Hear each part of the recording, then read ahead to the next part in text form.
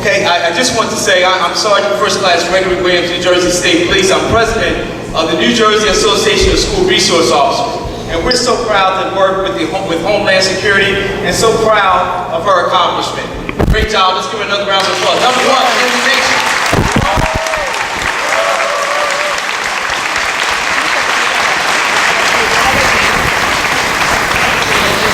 In addition to that, we also have a certificate of achievement from the Director of Cybersecurity and the Director of the New Jersey Office of Homeland Security Preparedness.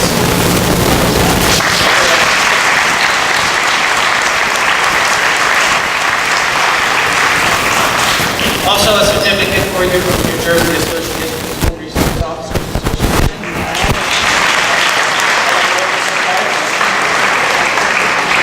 And another one that I'd like to read to you if I could,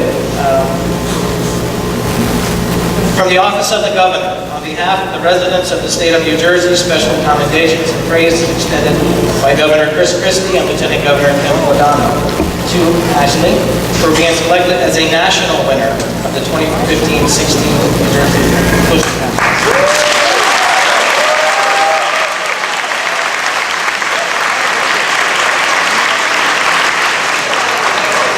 Mentioned in the beginning, the national winners are in the 2017 cybersecurity poster, the cybersecurity calendar that's sent to all 50 states and 6 territories across the nation.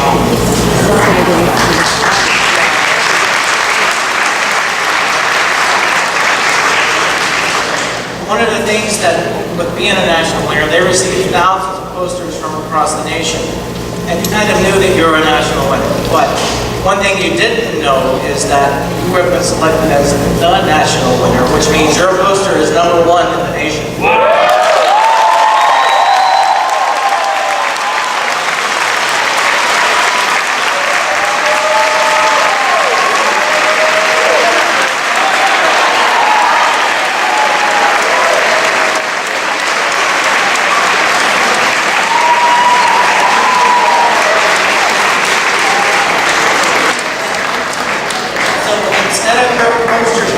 Inside the calendar, your poster will be on the cover of the calendar.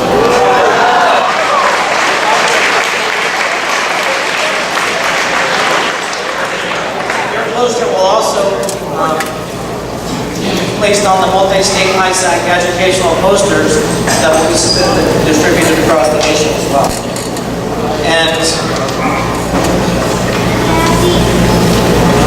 And all of this wouldn't be possible. Your great hard work and talent, but also with Linda Seneshian.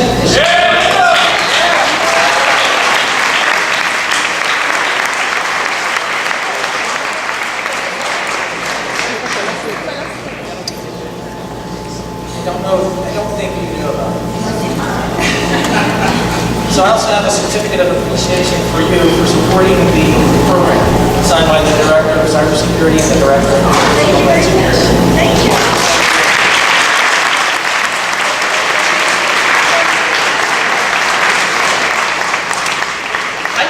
That we need to also just continue encouraging our children. We have someone who is on a national level here in Elizabeth. It could have been in any other district in the United States, but it's here that they selected our young and talented person with this beautiful poster. And we have so much more talent in our district. We just have to see something in our children that they sometimes don't see in themselves. So we have to always remember to really look into that and look beyond what they can see in themselves. So again, congratulations. Actually, we are so proud.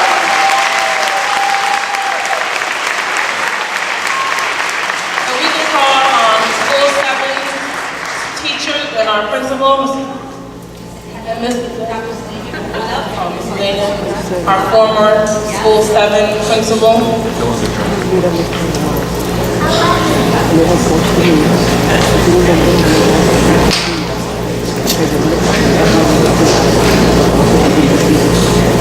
She's in 5th grade, guys.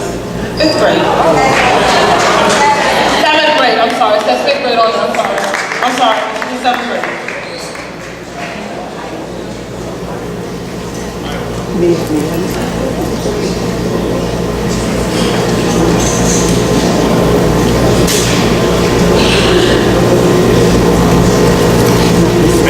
Thank you.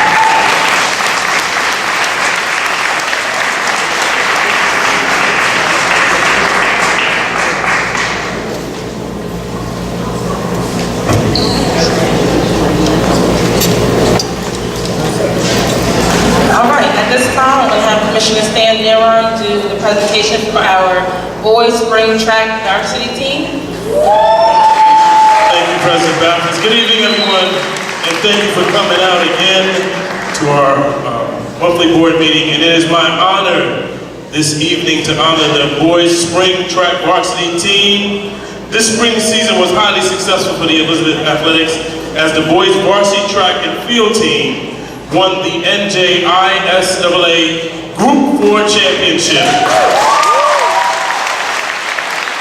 The season was especially prosperous for 3 of our track athletes in particular. Dudley Dermatis put together one of the greatest triple jump performances in state history at the NJISAA Group 4 Championship. Dudley soared 50 feet, 3¼ inches on his first attempt to break the Group 4 meet record and fell just short of the state record as he moved to number 3 on the state's all-time list and number 8 on the United States all-time list. So again, national recognition. He followed that performance with a win in the triple jump at the Meet of Champions, finishing with a jump of 49 feet, 7¼ inches, which marked the Meet of Champions victory for an Elizabeth athlete since 1990. His winning jump was one of the 5 jumps of at least 49 feet that he recorded in the competition. Dudley Dermatis, please come forward to receive your award. And please give him a big round of applause.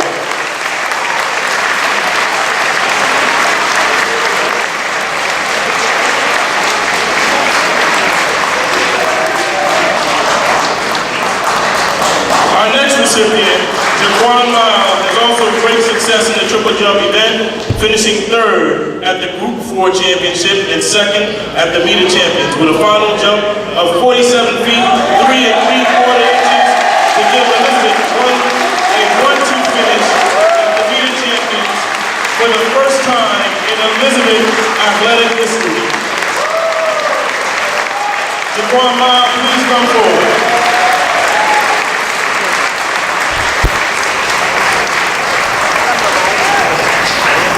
Our 3rd recipient, Rigerson Joseph, performing admirably among the state's best sprinters, finishing 10th in the 100-meter preliminaries at the Meet of Champions, running from a wild card spot. Rigerson Joseph, please come forward to receive your award. I would like to ask the rest of the NJISAA Group 4 Championship Elizabeth Boys Track and Field team, along with the coaching staff, to please come forward. Please join us in congratulating these extraordinary athletes and their coaches for their outstanding performances. Head coach Austin Holman, Coach Anthony Williams, Coach Michael Benson, Coach Tim McManus, Coach Michael Sackler, and Coach Ishmael Minkley. Congratulations to the Elizabeth High School Spring Track Varsity team. Please come forward.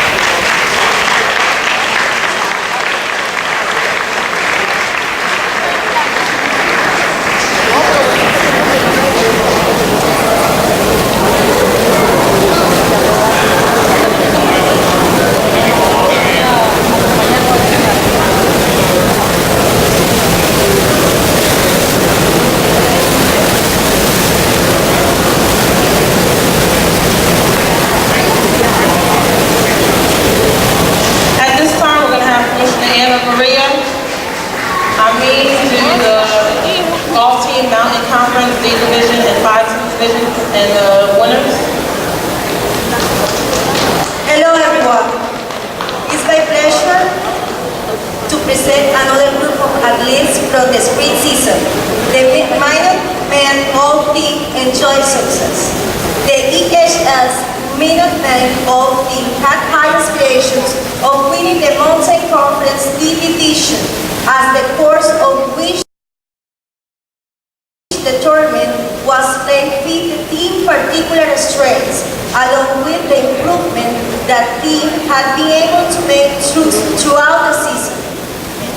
Through strong individual performances, the team was able to defeat long-time rival Russell Park in the conference tournament and finish in a tie for second with Union Catholic for the entire Mountain Division.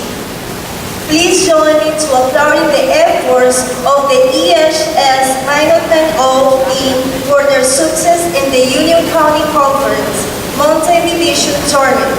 Please come forward, the name is called. Harold Harrius, Xavier Bertrand, G. St. Laurent, Ricardo Rosario, Luis Torres, Miguel Salcedo, and the coach, Barry Ostelmo.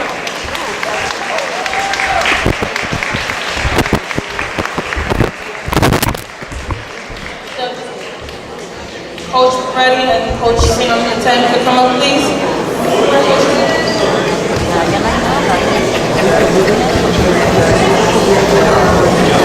All right. We're doing well in track. We're doing well in golf.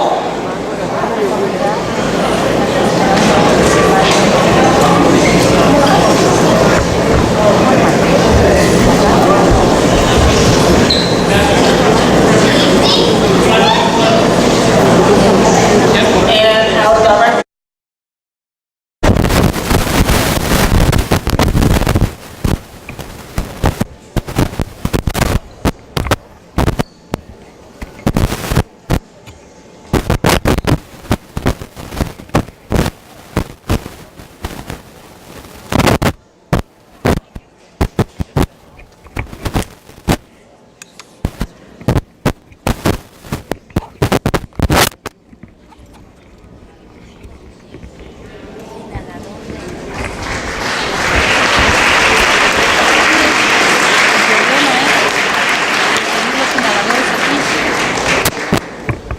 At this time, I'm going to have Jose Rodriguez come up with the Marine Corps Junior ROTC Physical Fitness Test champions. Good evening.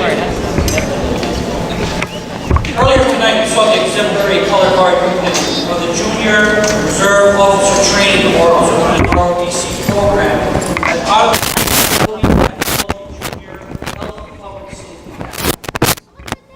On behalf of the Board of Education, I want to express how proud we are of the young men and women who participate in the Junior ROTC program and carry the American flag with such honor.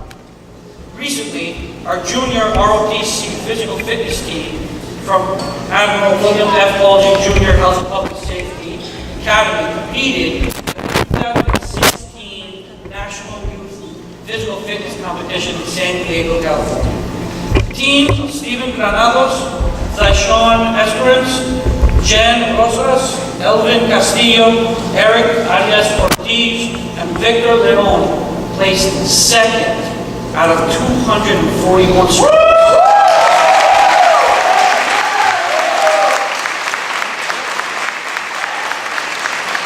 From throughout the nation and competing individually, Elvin Castillo had a stand-up performance, placing sixth in the entire nation.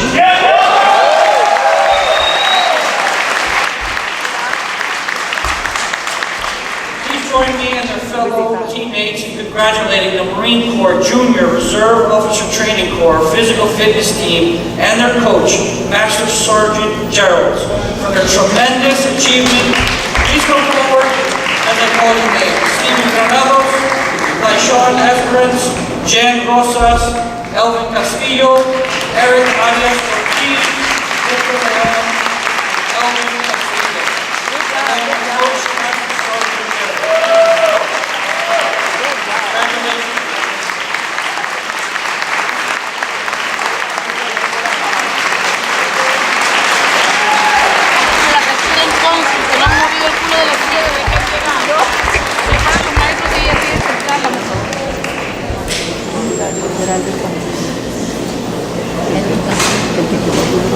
If we can have former Marine Mickey Cologne come up, as well as any other Marines who are here, or veterans who may to join us, we will really appreciate it.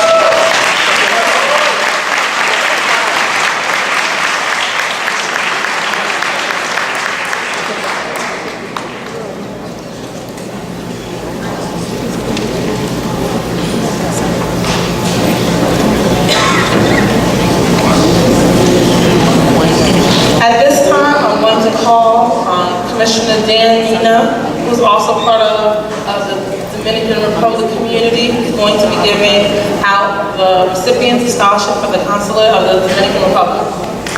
Thank you, President. Good evening. I have the honor tonight to acknowledge the recipients of the scholarship from the Consulate of the Dominican Republic. Our final students honorees of this evening were presented the Victoria Student Award from the Consul General of the Dominican Republic at an award ceremony last week in City College of New York. Since 1997, the Consul General of the Dominican Republic in New York has served as host of the Meritorious Student Award, a program designed to honor Dominican students or students of Dominican descent from New York, New Jersey, Connecticut, and Pennsylvania, who have demonstrated exceptional performance and leadership in the classroom and the community. The students selected for the award met the criteria of having a grade average of 95 or above, excellent leadership qualities and communication skills, and active involvement in extra activities. Please join me in recognizing the outstanding all-around efforts of these students selected for the Meritorious Student Award. Please come forward when your name is called.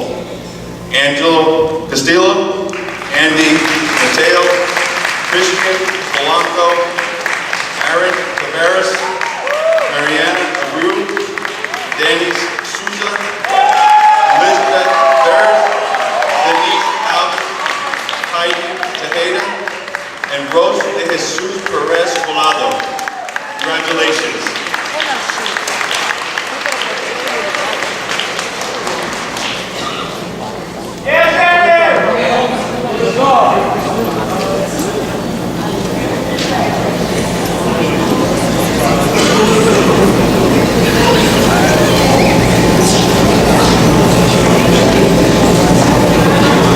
Le llaman plátano maduro, ¿no?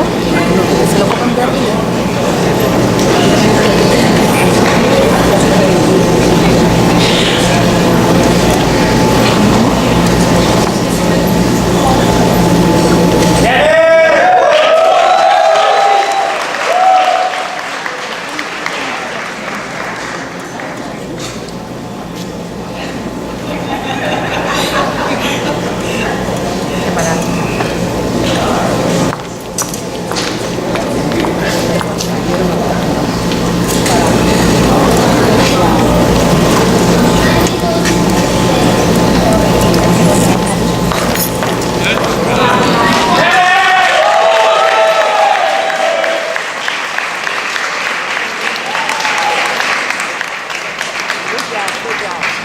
At this time, I'm going to have Commissioner Stephanie Collins do the Stars of Excellence Award.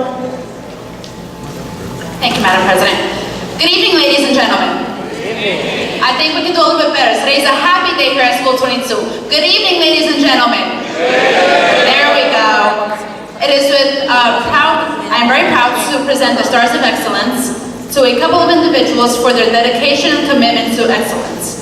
At the Elizabeth Public Schools, we have held many successful events to help educate our students or award them for a job well done, as well as to inform the public of the business of the district, as is done at our monthly Board of Education meetings.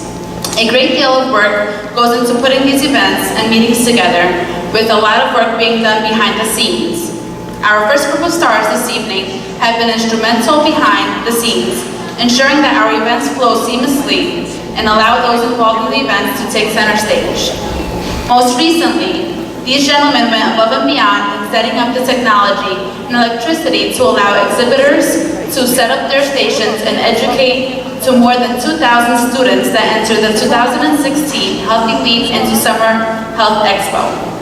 Now we would like to bring them forward behind the scenes to center stage to recognize the excellent work that they do to ensure success. Please join me in saluting the efforts of these exceptional team members. Please come forward as your name is being called.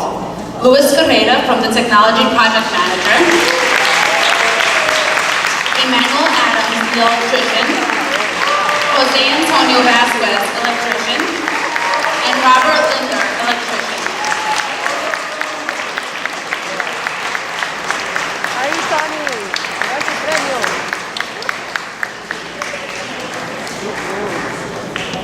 Niña, ¿no te quieres con la casa?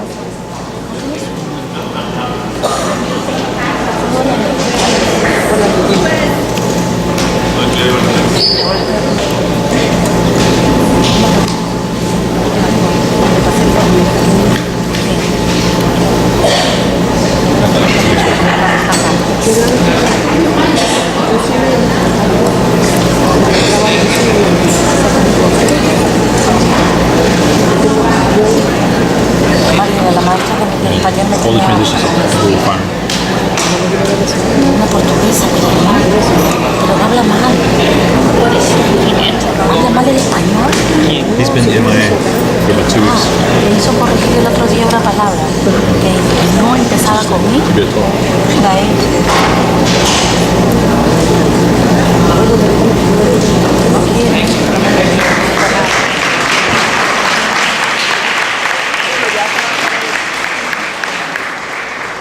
For our next award, ¿Salieron las minutas? you know, over the last several months, while I've had some office hours and I've been meeting with some teachers, or whether I've been meeting with community members, you know, they've always brought up different ideas to me. And I know the PTO president at School 7 has sent me an email. She took the time out of her schedule to send me an email, just informing me and reminding me that there are several students at School 7, as well as teachers at School 7, who went above and beyond to help the students there achieve excellence on the part exam. And, you know, as I was reading the email, you know, not a lot of people reach out to you to, you know, make sure that other people are recognized. So I wanted to make sure that this happened today, that we recognize. We are going to recognize the students at School 7. I think it's about 125 of them at their graduation. But I wanted to make sure that we recognize the teachers who put in the effort to make sure that those students were able to really to do well on that exam. So thank you, Seema, for really reaching out to us and making sure that we recognize them at the board meeting.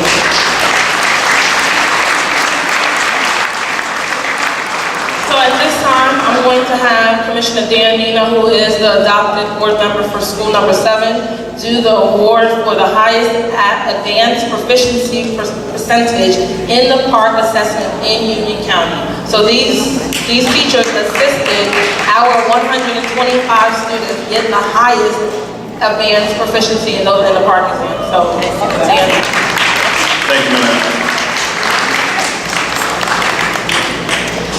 The Star Ledger recently published an article revealing the top schools and districts in grades 3 through 11 for math and language arts categories in Union County. for the partnership of assessment of readiness and college and careers exams, PARC. The PARC test results placed students in 5 categories, but the Star Ledger article reflected the schools and districts in each category that had the highest percentage of students in level 5 defined as exceeding expectation. Terrace Riley School, number 7, was listed as the highest ranked school in the county for grade 7 language arts, with 51.2% of students reaching the highest level exceeding expectation category of achievement. Please join me in applauding the dedication and effort of the 7th grade teachers of School 7 for helping guide their students to highest achievement by a 7th grade in language arts of any school in Union County. Please come forward when your name is called. Lynn Rubin, language arts. Tammy Jones, language arts. Vincent Badudo, social studies. And William Paul, social studies. Congratulations.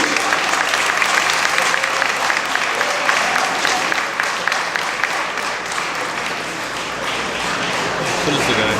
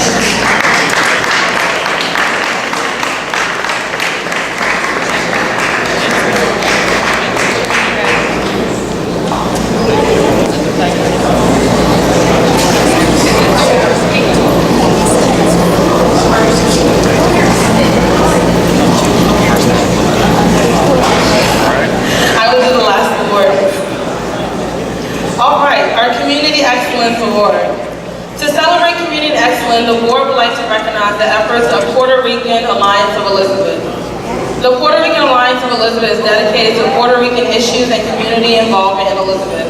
The Alliance includes those who are of Puerto Rican descent or just love Puerto Rico. The purpose of the Puerto Rican Alliance is to organize and develop an organization that highlights the positive attributes of Puerto Rico. Please join me in saluting the Alliance for their work in educating and promoting the values that make up the history, traditions, culture of Puerto Rico. I would like to call up the Puerto Rican Alliance of Elizabeth Board of Directors member and City of Elizabeth First Ward Councilman Carlos Torres on behalf of the Alliance to accept this recognition.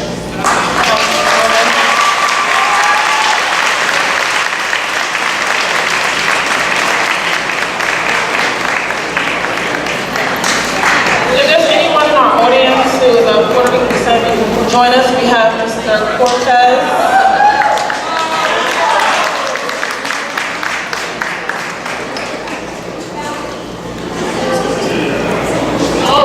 And Mel, it's Puerto Rican.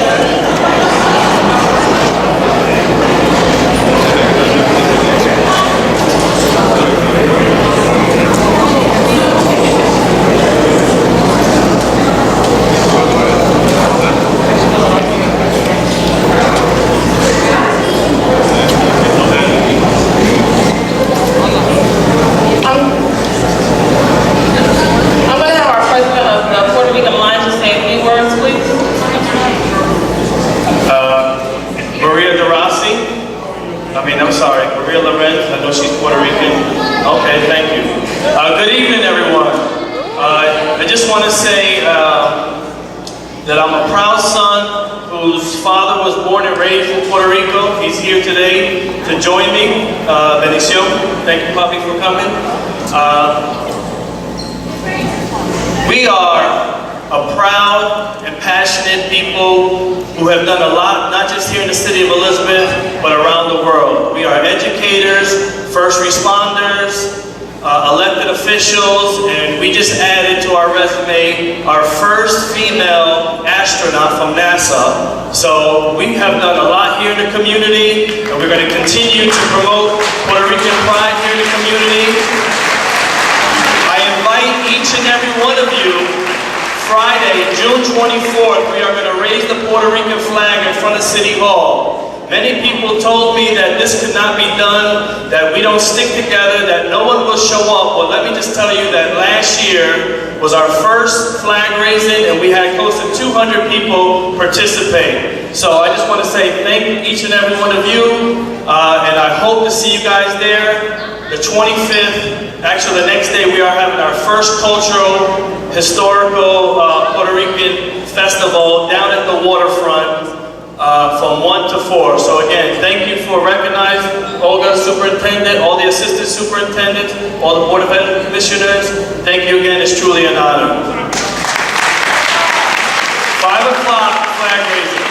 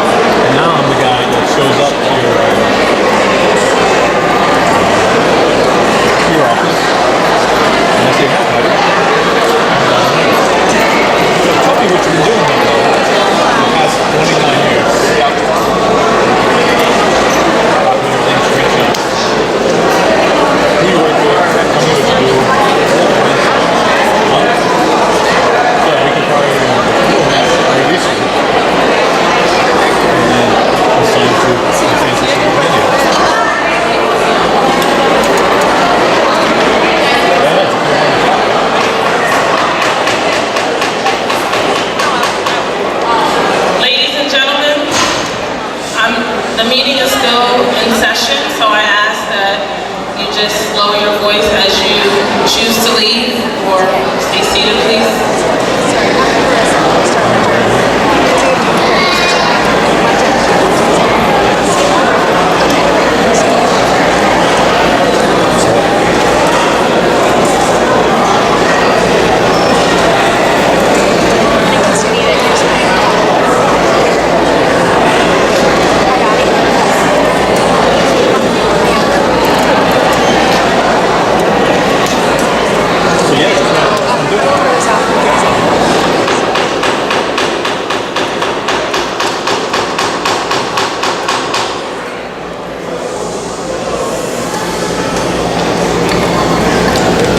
Thank you.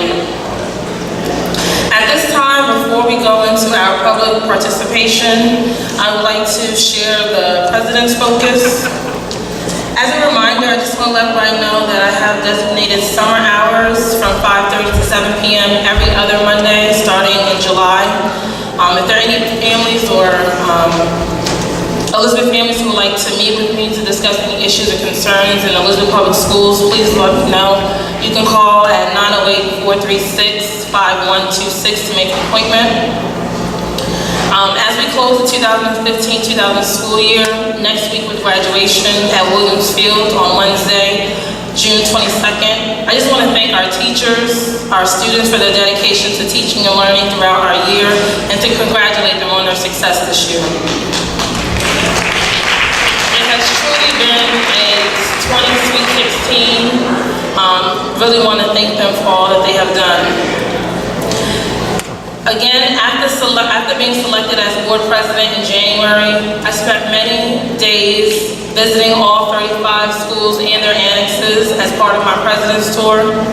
While spending time with our students, our teachers, and administration at each school, I had a great opportunity to witness the many great educational programs and lessons that are taking place here in our schools. I'm confident that high-quality education is provided for all of our students, and as they graduate, they will leave our school and be ready to succeed in college and in life, and return back to Elizabeth to give back as we are doing right now. That brings me to our graduating class of 2016. I will be speaking to them at commencement next week, but I wanted to publicly congratulate them for the work that they put in to get to this point in their lives. And I look forward to greeting them as they walk across the stage and receive their diplomas on Wednesday. It is a very special day, and I wish all of them well as they advance to the next chapter of their lives, ready to take on the world. At this time, the microphones are open for public comment to those who have signed in prior to this session. I shall call individuals to the microphone based on the order of the sign-in sheet. Each statement made by a participant shall be limited to 3 minutes in duration. The total time of public comment shall be limited to 60 minutes. No individual is able to yield their time to another individual. All statements shall be directed to the presiding officer. No participant may address or question a board member individually. The following rule for public participation shall apply. Time limits will be strictly enforced. No personal attacks on individual. No vulgar or indecent language. A person may address the board no more than once during a single meeting. Speakers should refrain from naming individuals. Comments or questions posed during public participation will not be debated. As a reminder, this is a meeting of the board in public, not a meeting of the public. At this time,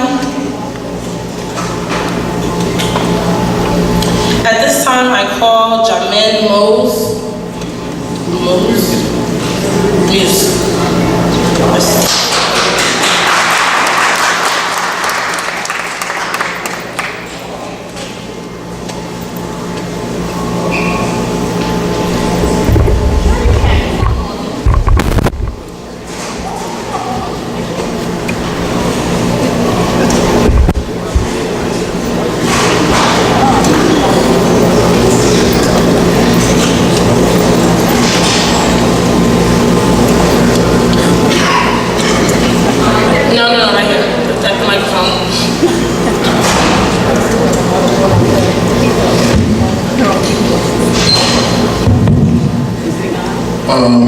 I'm here to speak on behalf of Coach Quinn. And just look at us. Just address us. I believe that we should keep Coach Quinn where he's at, because we, as players of the team, we've been here for 4 years playing for Coach Quinn. And I believe for our 4th year, if he's to just disappear away from us, will really hurt us and will really wouldn't make us a team that we should be. I believe taking away Quinn from us is like taking away our focus. He is someone that built our character and made us the grown men that we is today. And without Quinn, we won't be where we are today.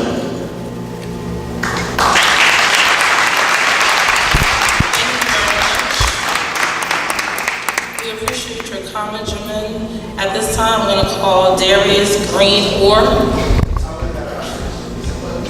Okay, so at this time, we're going to have a gentleman come and speak. Talking on behalf of Coach John Quinn and my fellow teammates, what I really want to say is, I came in as a freshman. I've been playing varsity for the past 3 years, and I'm not knocking anyone who's going to be a new coach or not, but John Quinn, we just built a really good relationship. I can honestly say, I wouldn't be where I'm at now, not on the skill level, but education-wise. A lot of people said he's supposed to do that, but I mean, excuse me, but I feel as though he went beyond, with a lot of different things. Prime example, I came out of freshman year with a 1.8. I'm going into my senior year with 9 full scholarship offers.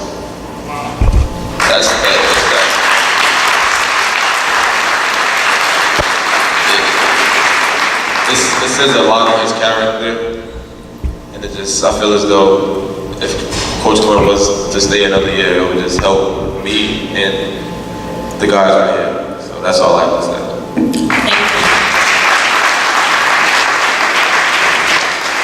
I want to just applaud you and Darius and also all of your teammates who came out to speak on behalf of your coach to us as the board. It takes a lot of courage and a lot of guts to come and speak in front of people who make the policies and who really support that. So I really appreciate it. I just want to say excellent job.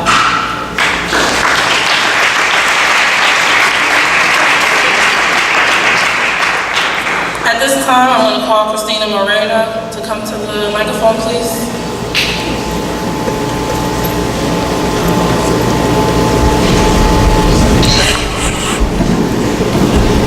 I just want to commend those young men for coming here. Like you said, it takes a lot of courage to come out and speak, to support the people that are there for you day in and day out. So I want to say thank you to those young men that came here and spoke on behalf of their coach.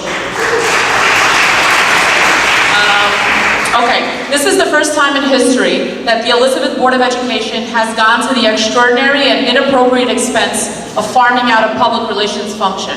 A survey of the New Jersey School District revealed that none have been found to have an external public relations firm. Why is this? Because the state education code does not permit it.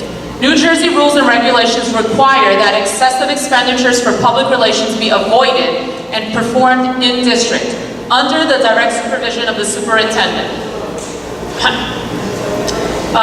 who is legally responsible for this function under the general powers and duties designated by the statute. This responsibility of the chief school administrator may be delegated to a designated supervised employee of the school district and cannot be usurped by the board by awarding of a contract expenditure to a person or commercial enterprise for profit external to the school district. In this particular case, our district has acted contrary to state law in transgressing the powers and duties of the superintendent and acted contrary to the adopted policies of its own board and the state's administrative code, which requires centralized control of this function under the chief school administrator. The rules and regulations of the Department of Ed specifically provide that excessive public relations activities that are not part of the instructional program and do not provide, in a cost-effective way, information about the district or the board's operation to the public are prohibited. In addition, all activities involving promotional efforts, to advance a particular position on school elections or any referenda are also prohibited.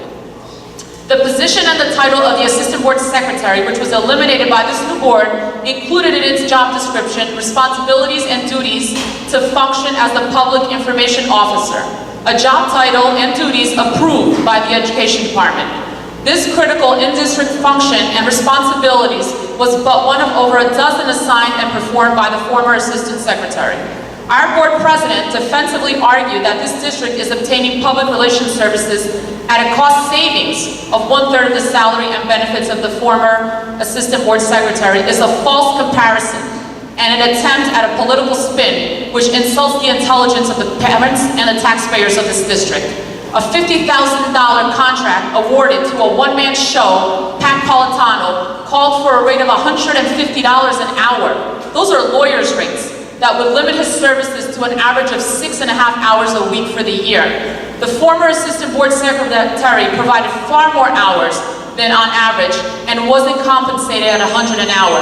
So I asked this board, where is the savings? Thank you. At this time, I'm going to call Ms. Maria Lorenz, please.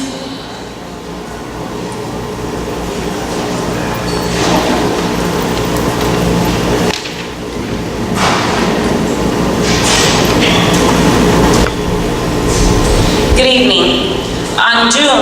On Friday, June 10th, a public statement was released by the Elizabeth School Board's Superintendent Olga Hugemeyer advising that 5 days earlier, on Monday, June 6th, the Elizabeth Police Department had notified the school district of an allegation of sexual assault on a student by an Elizabeth School District security guard at IPrep Academy School 8 on Court Street, and that matter had been referred to the office of the Union County Prosecutor. On Tuesday, June 7th, the security guard was charged with second-degree sexual assault and third-degree endangering the welfare of a child. The press statement of the superintendent, which was prepared by the board's latest political appointee, a $150 an hour outside public relations contractor, was nothing more than an empty timetable of defensive statements meant to draw attention away from liability of the board and the lack of proactive response and leadership from the school administration.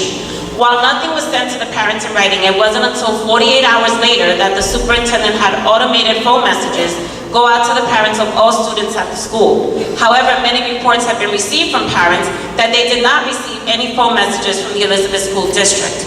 To make matters worse, there was no outreach to parents asking them if them or their children knew of information relating to the matter, or if they had any concerns or questions that they would like to discuss with a school professional.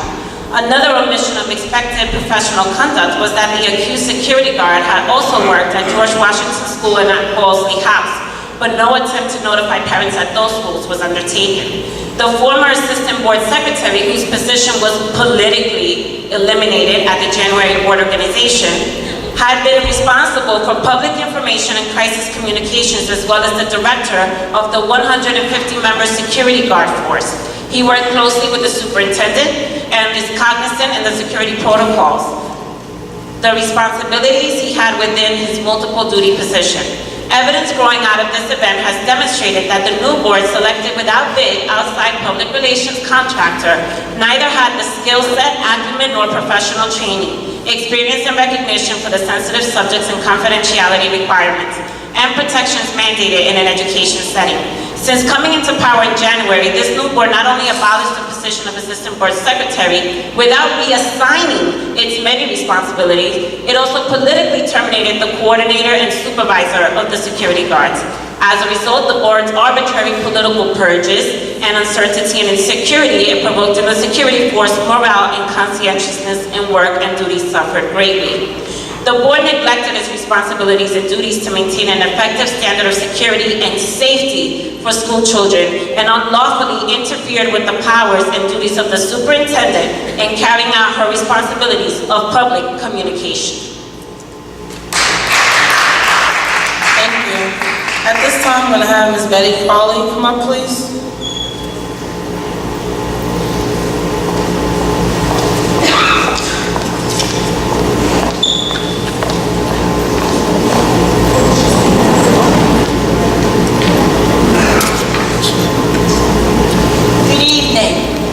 This is my third time, I believe, speaking to the board about books and libraries.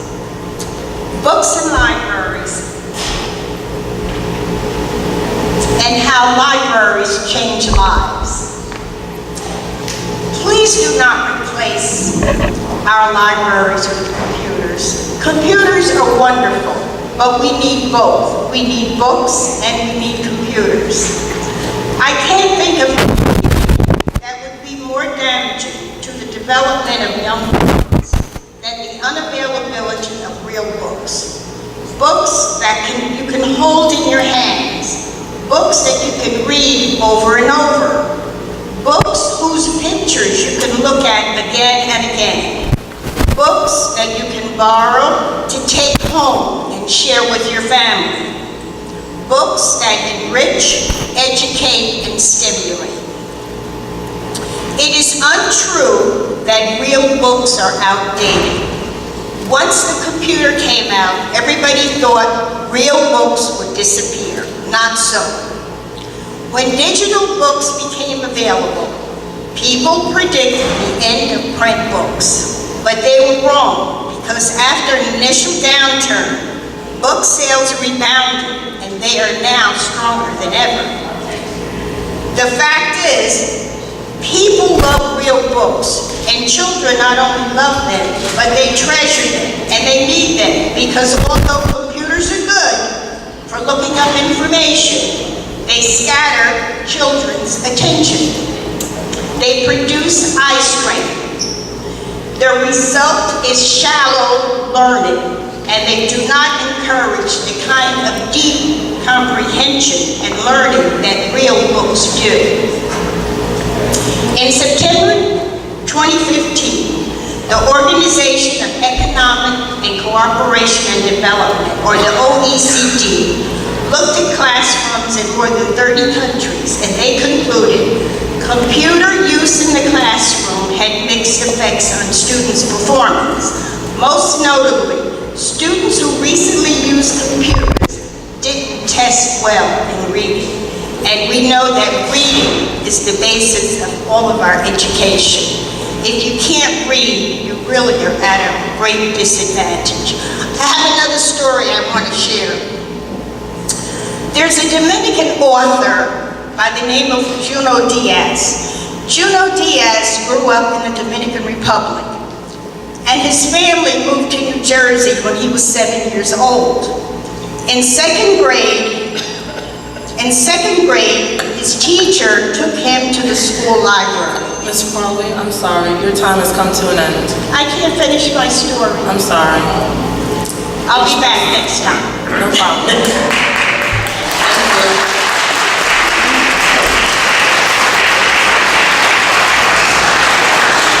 At this time, I'm going to call Mr. Franz Pierre-Louis.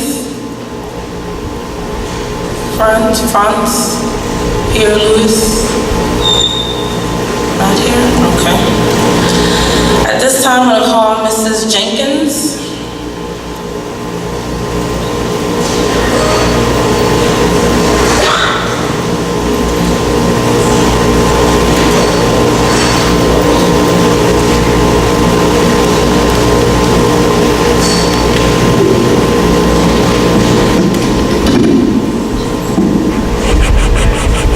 Good evening. My name is Shamika Jenkins, and I have a sore tooth. I guess tooth pulled, so please forgive me. But I'm here tonight as a mother of 4 children to speak about something that's been on the minds of many parents in the community. Why is it that our schools, our PTOs and PTAs, organizers or clubs need to plan in advance, often in weeks or months, to submit paperwork to the boards? Permission slips, contracts, and details must have to be approved by the board for us to have fundraisers for our children or for them to go on field trips. Then we have to wait for you guys to have a meeting before we can proceed with anything. There's many times that this gets delayed due to clinical errors, and we get denied for the permission slips, for the fundraisers and field trips for the children. We end up having to cancel the events or they get postponed. We learn from our teams in schools that with no advance notices whatsoever that the board facilitated a last-minute trip for high school students to go see the former President Bill Clinton at Union College in Cranford. This trip was held with no formal board approval and without anything ever being put on an agenda. It's not even on tonight's agenda. Why? It's as if some type of secret and no one wants the parents to know. Why is it that the children were transported out of our city all the way to Canford on our district bus without any written permission slips and signed consents by the parents or guardians? The students were chosen the very same day by the high school principals or administrators, and their parents were called for verbal permission from their children to attend. This type of permission has never been allowed for any of the 40 schools in our district to attend. Why was this such a unique? We understand this is a unique opportunity for them to meet the former president, and we're happy that they got to participate, but proper protocol should have been followed. What's fair is fair, and no matter how hard our school communities, our PTOs or clubs have worked to hold events for children of this district, we have always needed board approval. We understand that the president was speaking on behalf of his wife who was running for president, but the students should not have been allowed to go without permission. What if this something had happened? Who would have been liable? What if it had went to court? What would you have said with no permission slips? Only verbal permission. Please follow the same rules as you do for our field trips and make sure that this is not a political event. Thank you. Thank you.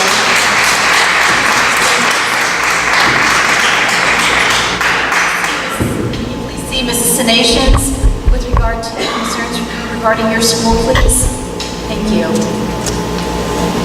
At this time, I'm going to call Ms. Denise Carhall. Carol, sorry.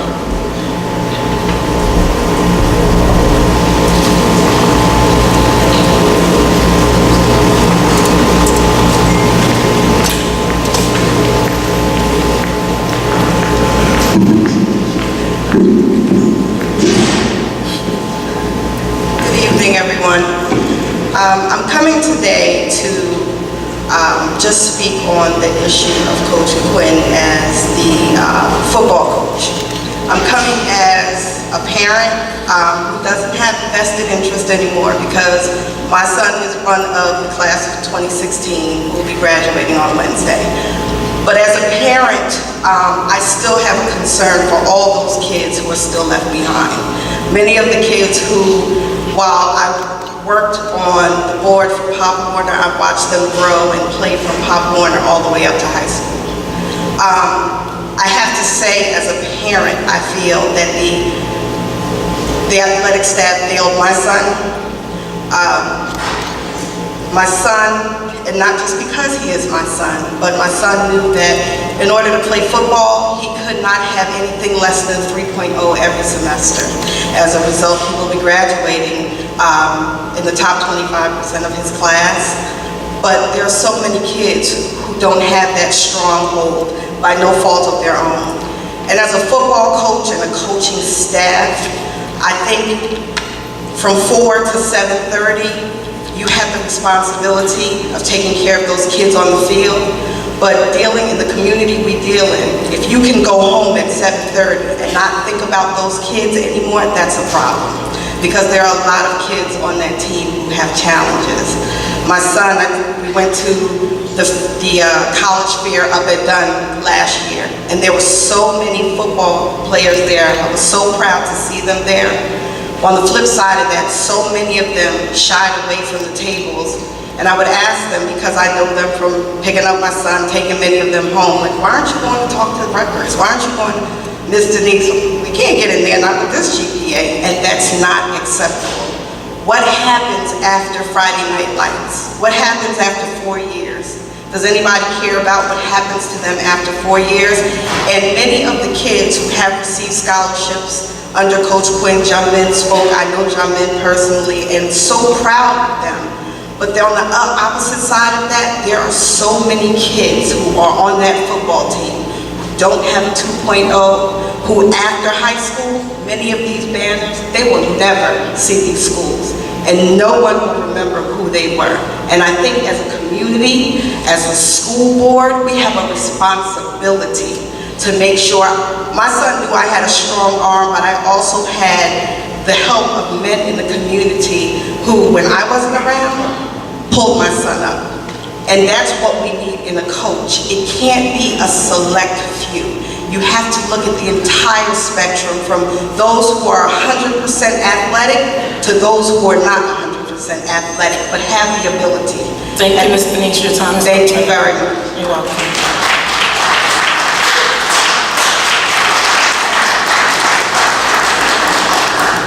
At this time, I'm going to call Mr.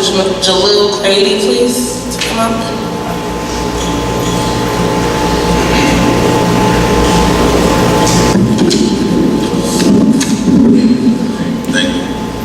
I too would like to speak on the issue of the opening of the head football varsity coaching position. I have a few things. I have been coaching youth football. I actually coached Ms. Denise's son for over 15 years here in the city of Elizabeth. And I know when 6 years ago the new coach came in, and as a youth football organization we reached out to him, because that is so important to weave a community net for our children, whether it's in after-school programs or youth sports programs here at school and with other parents. And I think that could be taken care of if you look at a certain situation, which is we need a coach from Elizabeth, from this community. I look back in history, and as far as I can see, we never had a head varsity football coach that was from Elizabeth. I mean, that's a little crazy to me. I think Von Bischenhausen, if I'm saying that right, we know his brother as Von B, Coach Von B, was for one season in like 1980. But other than that, no other coach was from this district where they lived at. I think that's a very important piece that the board should look into when they select it. Like I said, as a community effort and community organization with the Elizabeth Packers, we, went out our way, hat in hand. Hey, coach, what do you need from us as a community guy to see these guys, to maybe make a feeder program to go to Elizabeth High School? He was very receptive when we took him out to breakfast, and we had one meeting in his office, and then we never heard from him again. Like you said, there are some star players that were very athletically prowess in the last 6 years. Those are about the only kids that I know that went on and continued their education. Football is a great vehicle, and the coach is expected most of the time, your high school coach, to help you get to that next level, not just to the Division I level. And also, I just want to know, real quick, one of the kids that I coach that's in high school right now, he wrote a letter here. I don't want to say his name. He was speaking to the issue of something happened yesterday and today at their mini camps. He was walking on the field with no shoes, and Coach Holman was like, "Come on, put your shoes on. This is not Africa." And he said he probably don't even know how to spell Africa. And I know the kid that gave this to me is basically a special needs kid, and today what he said was, "Come on, we don't have time for a crazy episode of your craziness." That's definitely not a way to be speaking to a kid, especially one that needs extra attention. Thank you. Mr. Jalil, can you leave that note with one of our assistant superintendents, please? Thank you. At this time, I'm going to have Mr. James Carey come and speak, please.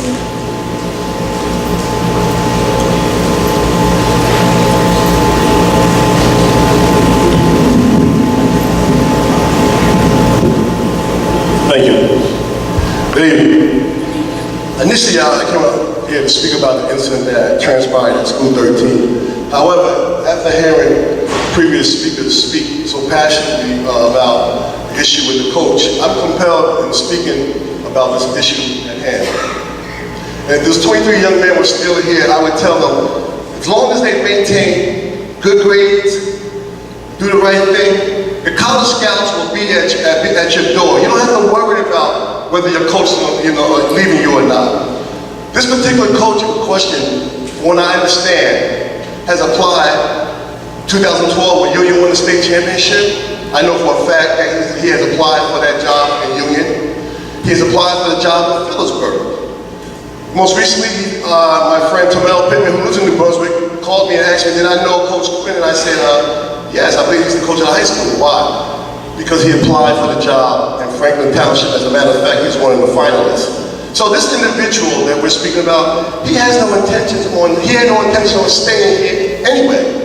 So I don't know why it's an issue. And then I was privy to see the letter that was sent down, I don't know who orchestrated it, but they tried to invoke race. And I don't think you guys had even selected his successor, have you? Okay, but the letter went out indicating that the person, truthfully speaking, I don't care what the ethnicity of his successor will be, as long as they're homegrown. Now, for example, you got E.B. Halsey, if you don't mind, graduated from University of Illinois, am I correct? Okay, and then you got Ishmael Medley, graduated from the University of Rutgers. These are homegrown kids. And all those positions, those athletic positions that you have openings for, I hope when you take in consideration that your selection, that the successors are all from Elizabeth. This guy has been here 6 years.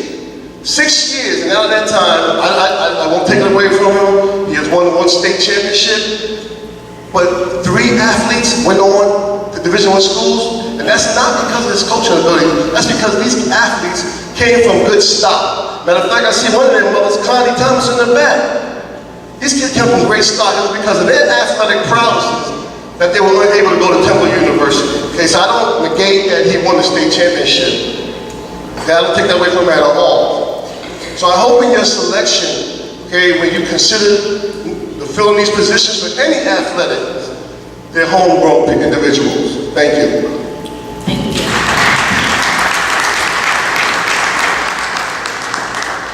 At this time, I'm going to call Ms. Seema up to speak, please.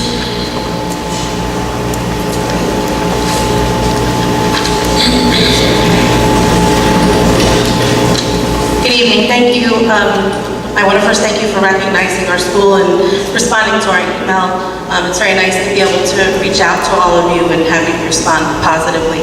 I actually came tonight to speak about something that I read in the minutes, and I didn't know how to go about it. I was concerned because I've been involved in the schools for, say, 8 years. I've had children in the district since 2007, sorry.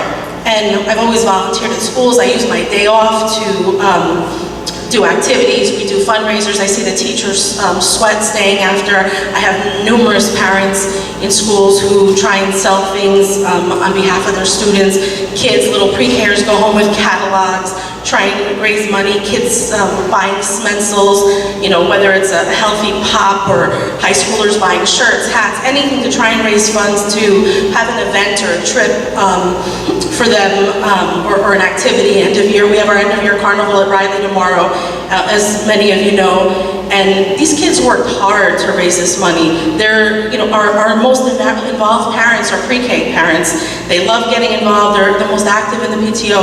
And I found it shocking when I read your minutes and I see a pre-K New Hope something getting $900 for a fun day from you guys. And I don't get that. Why can't they fundraise like our pre-K kids fundraise? Why does Jefferson Park pre-K get $900 or $1,000 for fun days when our kids or School 2's kids or School 1 or School 9 or any of the schools? I don't know if this school gets free fun days from you. We all work hard, the teachers work hard. I take my days off, don't go on vacation with my kids to work hard to raise money. And if there's free money to be given, it should be given to everybody. It's not fair. They're getting paid to educate the kids. I get that, it's a contract. But to look at the minutes and see New Hope getting $900, I don't even know what New Hope is. It's great for them, but let them catalog sell. Let their parents do things. Let the teachers that are getting paid to do things like every other teacher in the district does. You know, everyone sweats to earn money for their school and do things, and I think it should be equal and fair. And that's all. And then just one other thing, the library lady. I think we can think outside the box. And American Library Association is a national organization, and they offer grants. They work with state organizations and corporations, and they can do grants to put books and also librarians on a volunteer basis, on a grant-based basis. Maybe you want to look into that and see if we can't get some library. You know, I mean, it's more than just this little lady coming up here. Books are important, and librarians are important. And there are some retired ones that work through this grant program that are willing to come. They can get background checked and come in and do that. And I think that's something that's worth looking into, rather than just have her come up with books and signs every month, and it's just not getting anywhere. But I thank you again, thank you for listening to me, and have a good evening. Thank you.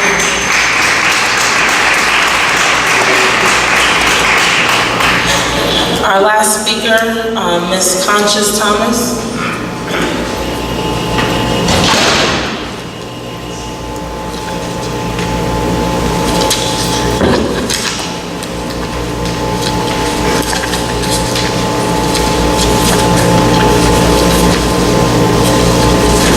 I'm Constance Thomas. My son was a graduate of 2012, Jahad Thomas. He called me this evening and said, "Ma, I need you to go speak on Coach Quinn's behalf." So of course, a mother, I'm here. Coach Quinn is an amazing coach. When Jahad was in school, Coach Quinn made sure that wherever Jahad had to be, study hall, or whatever, if Jahad wasn't there, Coach Quinn would call me and let me know. I'm just speaking here tonight that Coach Quinn is just so amazing, and I understand it's people here that want him out, but Jahad was a 70s kid, which means if a 70 and past, okay, fine. Coach Quinn pushed Jahad to do that, along with me and his dad. When Temple came for the last game to look at PJ Walker, Jahad didn't have a first degree scholarship, or nobody was looking at Jahad but Maine. So when Temple coaches came in and seen Jahad on the practice field, that's when they took interest to Jahad. That's when Coach Quinn had me and his dad in his office and said, okay, this Division I school is wanting to offer your son a school scholarship, but Jahad has to continue to work hard in the classroom, and that's what he did. So this is why I'm here, and best of luck to Coach Quinn and everyone else. Thank you so much. At this time, I close the public comment portion of the meeting. Madam President, if I may, I would just like to inform the community that the posting for the head coaches has been extended through the month of July.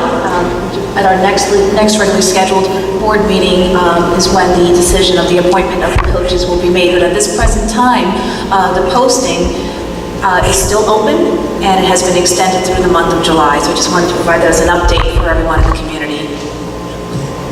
It is for all coaches, yes, correct, for all head coaches.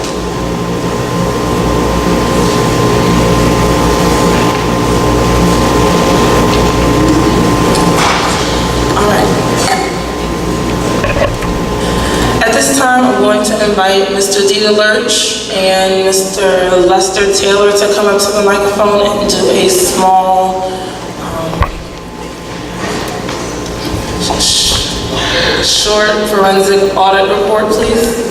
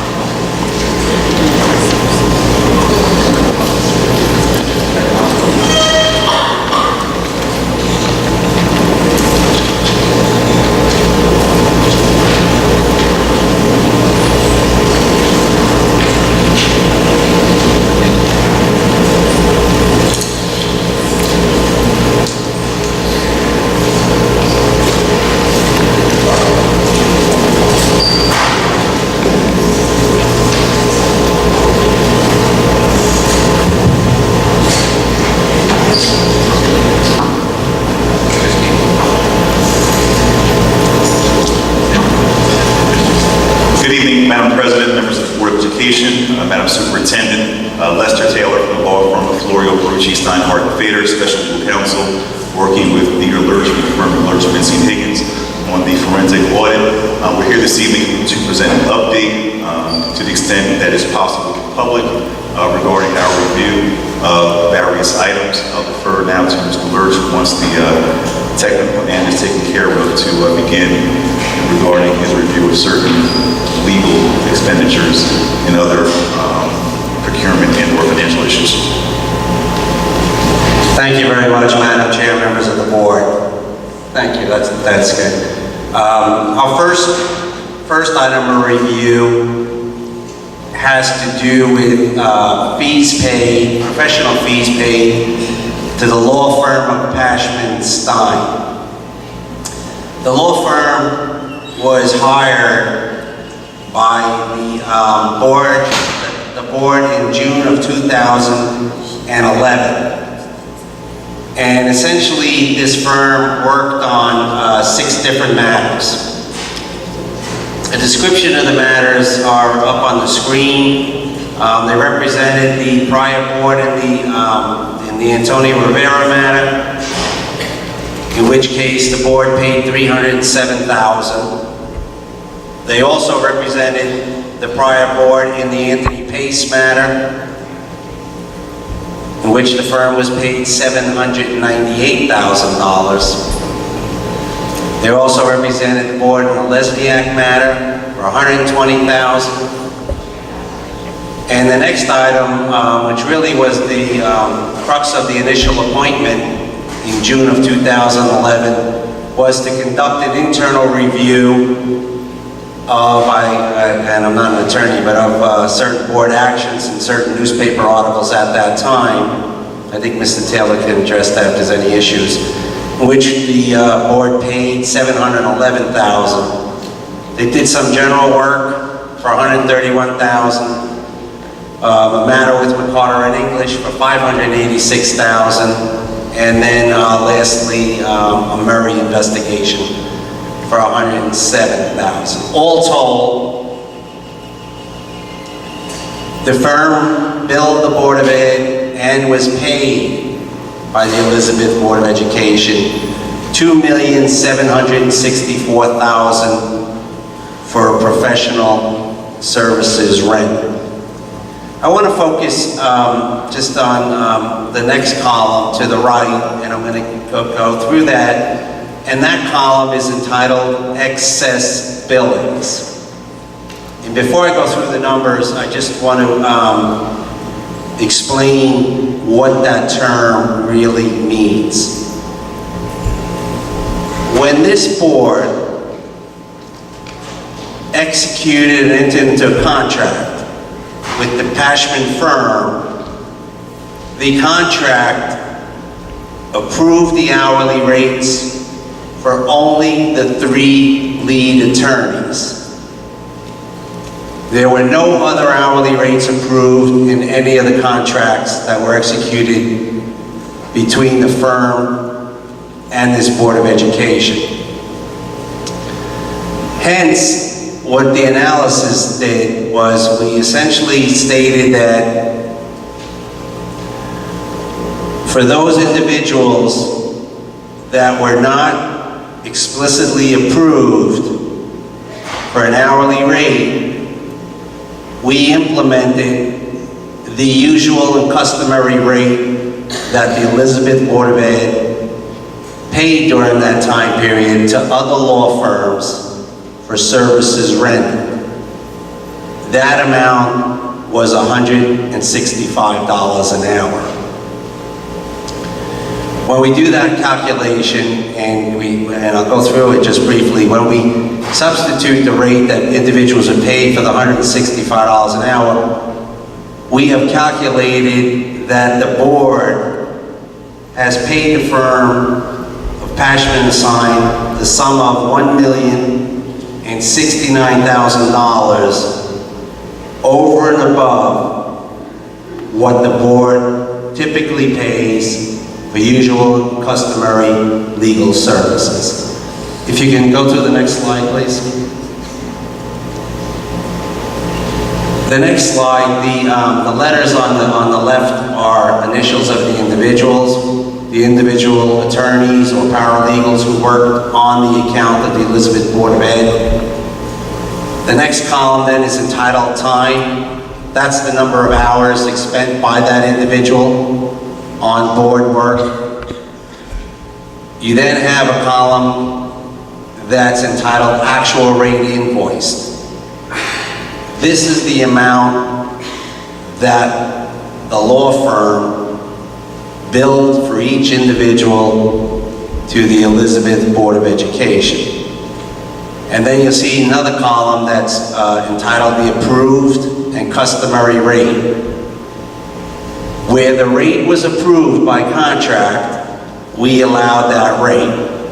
Where there was no approved rate, now mind you, as I stated beforehand, only 3 attorneys had their rates formally approved by this board. So where there was no formal approved rate, we inserted the usual customary rate of the $165 an hour. So I just go through it briefly. I was asked to keep this brief. The first individual billed the board $500 an hour,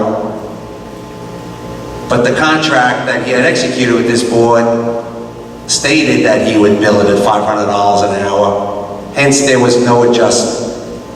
The second individual actually had 2 different rates approved by this board, depending on the period of time that the work was performed. And that billing rate ranged at certain periods for $400 an hour, and at other times for $425 an hour. That individual actually billed at some higher rates, and you can see he billed sometimes at the $400, sometimes at $425. Then he billed at $450 an hour. He was only approved for $400 an hour, so the board is entitled to a credit back of $14,000 on that line. Then he also did more work. He billed another $450. He was entitled to $425 at that point. So just for that individual, the second individual, who was formally approved by this board by contract, the board was invoiced $29,000 in excess of his approved rate. The third individual was also approved by the board at $400 or $425 an hour and pretty much billed at that rate, all for the exception of $185. But I'd like to just start on the next one, and I certainly won't go through each and every one, but I just want to show what we did here. The individual DTS who worked on the account, that individual worked on the account for 744 hours. That individual billed the district in hourly rate $375 per hour for some work, $400 an hour for 700 hours, and then even $450 for another hour. That individual was not one of the 3 specific approved attorneys at those higher rates. So what the analysis does, what our audit shows is, had the district paid its usual customary rate of $165 an hour for that individual's services, the district would receive a credit of $174,000 on that individual alone. That $174,000 represents the difference between when you normally pay $165 an hour for your legal services versus what the law firm billed this district, which was between $375 and $450. The next one, based on that same premise, the district is entitled to a credit of $125,000. If you could flip the next page, please. And you see it goes on, and there's multiple billing rates. The next one billed from $300, sometimes $325. District is entitled to a $97,000 credit, had to have paid the usual rate. And the next one's $119,000. Next one is $95,000, if you can flip the page. Thank you. Again, and then we have, once again, where an individual was billed at $250 to $300. So the district may be entitled to a credit of $39,000 on that one. And if you just flip to the end, one more page. And then lastly, we had a billing error where an invoice actually didn't foot. So the billing invoice actually didn't add, so that's another credit due to the district for $3,810. All told, had the district been billed for all the attorneys at the $165 an hour, except for those 3 lead attorneys that were approved specifically, the district would have been billed $1,069,000 less than what it actually paid. Board members, if I may just add one point of clarification. An issue separate and aside from the usual and customary rate as referenced by Mr. Lurch is the fact that the board engages a firm, a company, a law firm to do work. There may be a provision that says partners get compensated at a certain rate or get billed at a certain rate, associates at a different rate. So every one of your contracts may not itemize or identify each individual provider of the service, but it will rank or reference the rate at which categories of people will be charged at. And so in engagement letters and or contracts with this firm, they specifically reference 3 individuals at certain and varying rates, but made no reference to the rate for other associates and or other attorneys in general, which is an issue that was identified. I passed out to each board member a correspondence with a proposed revised policy based upon this particular issue. The policy number is 3227, which my office would recommend this board review this evening and adopt on first reading in preparation for it to be reviewed and implemented in second reading at your next meeting. I'll just point out it's under tab B of what you have, and I'll just make specific reference to page 2 of 5 of tab B, just to highlight the salient proposed changes regarding professional services. In reference that professional service contracts shall be issued in a deliberative and efficient manner that ensures the district receives the highest quality services at a fair and competitive price. Professional service contracts shall be limited to non-recurring or specialized work for which the district does not possess adequate in-house resources or in-house expertise to conduct. Compensation of professional services shall be limited to the usual and customary rate for provision of services to public entities, and the board shall seek to avoid excessive professional service expenditures. And there's different examples of how you can do that, namely, but not limited to, procuring services through an RFP or RFQ process, as well as, which is also important, which was lacking in prior practice and or contracts, is establishing a not to exceed number when the contract is awarded. The board, in conjunction and consultation with your administration, should set reasonable not to exceed numbers for not just budgeting purposes, but also accountability purposes on both sides of the equation. The policy says that if and when the not to exceed number may need to be increased, the provider shall give the board written notice in advance that based upon the complexity of issues, based upon the volume of issues, based upon the length of time a case is taking to go from start to finish, they are recommending or asking for a certain increase. That provides a level of accountability both to the public, but also to the client, which is you, as these engagements go forward. I won't read the rest of the document because there are certain changes, but they're all consistent with those recommendations so that you can be not only in compliance, you as a board, be in compliance with state law in Title 18A, but also fiscal accountability regulations found in Title 6A of the Administrative Code. Thank you.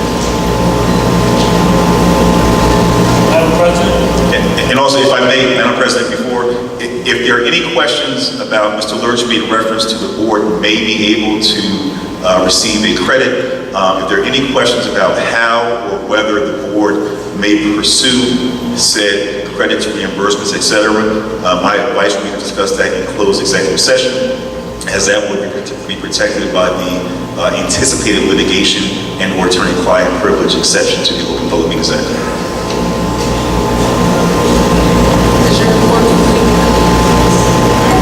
I'm sorry, Madam Chair? Is your report complete? Well, I have two other issues. It's complete on this issue. Okay. Madam President, may I ask a question? Yes, Mr. Trillian. I direct this to Mr. Taylor. Mr. Taylor, if the, I've reviewed the policy, obviously, but you gave us an overview of what it is. With this policy, for example, Mr. Lurch's contract was originally for $25,000, if my memory serves me correct, back in January. He then got approval for $160 to raise the cap to $160,000, I believe it is, and his responsibilities were expanded. My math, roughly, he's at about 120 with the $32,000 they're going to bill today. Your policy, would that affect the way his current contract sits? Would he have to send us a letter and tell us, we found something else a little more complicated, we want to go above 160? Or will he have to come back for approval for even more money? The answer is prospectively. This policy would apply prospectively for any current contracts. If there isn't language establishing a not to exceed amount, the board is free and advised to do so for the balance of the term. So yes. Now, I have another question. Mr. Williams? Sure. But again, to the extent that the language wasn't there, that's not in violation because you didn't have it in your policy. Mr. Taylor's proposed language, which will of course be subject to 2 readings and perhaps the subject of further examination in committee, would address, as he said, prospective contracts. The answer to your question, though, about Mr. Lurch's contract and whether he is obligated to come back before this board for any kind of an increase above his cap, the answer is clearly yes. It's both in the resolution and the contract for his firm. He would be required to come back and seek an increase in cap every single time it gets to the cap. You may also, you inadvertently, I'm sure, failed to mention that the increase that you referenced also included an increase in the scope of services because he also was authorized to do work on the labor negotiations, which I guess you know by now have been extremely successful, and the budget process, which we all know was also extremely successful. So the increase in the cap that he already received was because he had an expansion in the scope of authorized services from this board. But to answer your specific question, if he approaches that cap, before he could be paid for even a single dollar over that cap, that would require a further approval from the board. You may have missed it, but I did mention that it was an expansion of services, which I realize do expand into other parts of our business, including the contracts. In an effort for transparency, forgive me if I embarrass anyone by my next question, but the truth is I want to be transparent. And my question is to you, Mr. Williams. Mr. Williams, have you ever represented the city of East Orange or its school board? Or your law firm? My law firm currently represents the school board for the city of East Orange, yes. Okay. My question is to you, Mr. Taylor. Do you hold any political office in the state of New Jersey? I'm not sure what the relevance to this presentation this evening is, but the answer is yes, I do. Would I be wrong in saying that you're the mayor of East Orange? You would not be. Okay. So that can be perceived to the public as perhaps a conflict between you and Mr. Williams, which I'm sure it isn't. Not being an attorney, you are, but you can see how a layman like myself or someone in my household or my neighbors could see that as a conflict where you and Mr. Williams are currently working outside of Elizabeth and currently in Elizabeth. Well, if I may correct you, sir, me and Mr. Williams do not work in that capacity, and I would just suggest to Madam Chair that this line of questioning is beyond the scope of relevance for your meeting this evening. I'm happy to discuss this issue with you another time, but there is no concern. In all fairness, Mr. Taylor, as an elected official in the city of Elizabeth and in public session, I have the authority and the privilege to ask questions, and whether you work for me, essentially. I work for the board, sir. That's right, and I'm a member of the board, and so you work for the board, and I'm a member of that board. So I don't think it's unfair or unjust to ask a question that whether it's relevant to you or not, it's relevant to my constituents. You can understand that being the mayor of East Orange, where your constituents want to hold you accountable. Mr. Trujillo, as general counsel to this board, let me answer your question, because you've gotten us so far off track with what is really, you may think it has that appearance, but you missed one little pertinent point. My law firm is the general counsel to the Elizabeth Board of Education. Mr. Taylor is the mayor of the city of Elizabeth. Those are two separate entities. There is no conflict. There's no appearance of East Orange, I'm sorry. There is no conflict. There is no appearance of conflict. He doesn't have anything to do with hiring me, approving my bills, or anything in between in the city of East Orange. So you can spend as much time as you want, and I want to add something to what Mr. Taylor indicated. We do not represent you as an individual or your attempts to divert this board from the issues which are before it tonight. We represent the Board of Education as a whole body, and the body right now is engaged in receiving a report which is very pertinent to the operations of the board, which preceded the current board majority. And when you raise these issues, trying to divert attention from the fact that the prior board wasted millions of dollars on legal fees, you do yourself a disservice. And let me tell you something else. We should get back to the agenda. We should listen to the report from Mr. Lurch, because there's more to come, sir, and you should pay attention. Sir, have you ever contributed to Mr. Lester Taylor's campaign? I'm just going to ask him just to finish the last two things that you can Well, say. hey, you bring them here for the dog and pony show, they got to put up with the abuse. Mr. Lester. They got to answer the question. The people want to know that there isn't an issue. Madam Chair, per your request, Mr. Lurch will move on to issue number 2 this evening. Thank you. Thank you. Thank you, Madam Chair. The second item, our firm did a review of the district's unemployment claims that were paid out in 2015. Specifically, we took a look at the claims that were paid to individuals during the summer months of 2015. For the quarter ended, so in other words, for a 3-month period ended September 30th of 2015, the district paid out a total of $902,000 in unemployment claims. What we did is we took a look at the individuals that received unemployment benefits, and we've developed a list of what we like to call, or don't like to call, what we are calling questionable claims against the district. We have identified approximately 20 some odd individuals, most of them who are teachers, most of them are tenured and certified.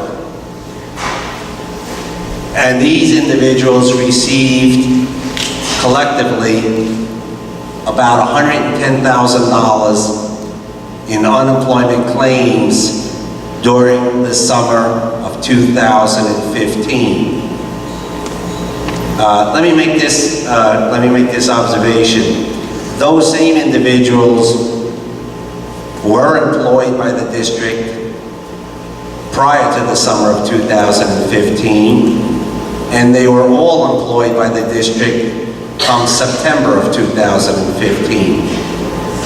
So our recommendation, since this once again involves personnel, our recommendation is to turn the matter over to the board for consideration with special counsel to determine whether or not, in fact, there are extenuating circumstances of some nature or some rationale as to why they would have received unemployment benefits.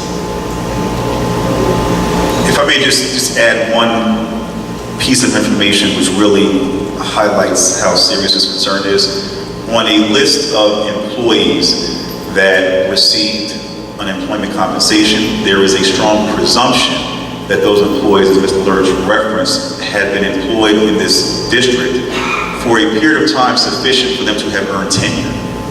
And so it's questionable how a tenured employee, parentheses S, employees, could obtain unemployment compensation benefits if there was obviously a reasonable assurance per statute that they would be reemployed come September 1st of the next succeeding school year. A different category of concern are some hourly and or annually appointed employees in various categories that may have had a reasonable assurance that they would be reemployed because each year they were rehired, but during these summer months apply for and receive unemployment benefits. And so this is the issue that we need to consult with your business office, your human resources office, to review the legality of those claims made, to review the process under which they are reviewed, to review whether the district as an employer, there's a fly here, I'm sorry, to review whether the employer is properly responding to the administrative agency that reviews these claims when the applications are made, because there is a substantial expense to this employer, this employing agency, for not properly contesting or opposing applications, A, and or B, permitting individuals who otherwise are not entitled to receive these applications or these benefits in the first place. And as indicated, it is in the tens of thousands, if not more, of dollars.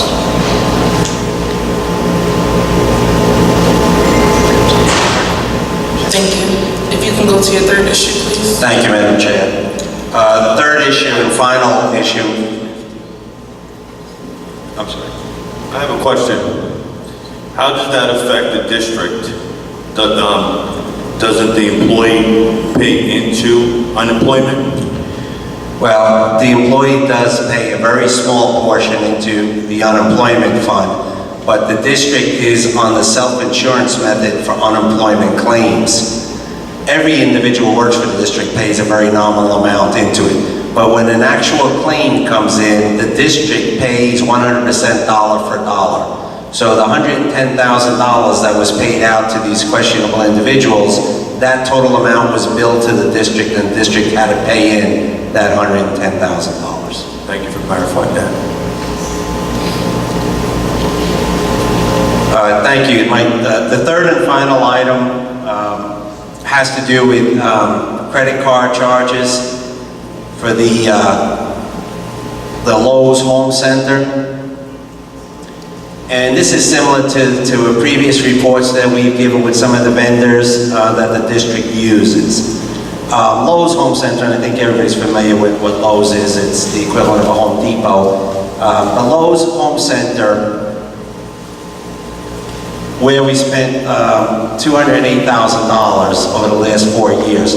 The Lowe's Home Center has a state contract. And the state contract, and just as a reminder, if you have a state contract, any item on the state contract does not need to be big.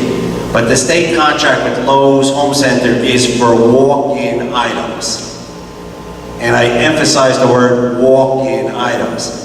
Lowe's has a contract throughout the state of New Jersey so that if somebody needs a hammer or a drill or a piece of plywood, they have that state contract. You walk in and purchase that item. However, when we review the purchases by the Elizabeth School District, the school district utilizes Lowe's, utilize them for what they call special order items. In other words, not walk-in items. These items were custom ordered, and quite honestly, the bulk of the purchases, over 80% of the purchases, were special item purchases and not walk-in items. And the special purchases, the district purchased Trex decking for about $46,000, carpet tiles for $80,000, ceiling tiles for another $42,000, and then some miscellaneous items. But again, our recommendation, I'll turn it over to council, is that the vendor is only, the purchases with this vendor are only permitted under state contract for walk-in items, and any other purchases should be discontinued. Yes, and board members, you may recall, I believe it was at the April board meeting where you were provided with a legal memoranda outlining the public school contracts law. We spent some extensive time in public discussing the difference between emergency purchases under the bid requirements and or professional services or items below the threshold. And some of the reasons or the transactions at Lowe's, while it may have been emergent, there is a statute and a procedure to procure goods and services under the emergency exception.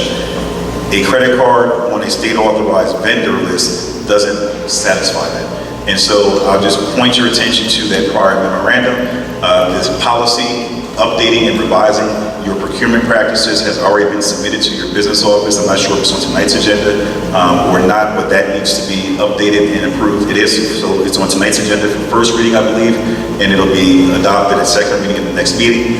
And it is strongly recommended to discontinue that practice of using that credit card for anything other than incidental, routine type of issues versus larger scale $50,000 decking purchases and or carpet purchases.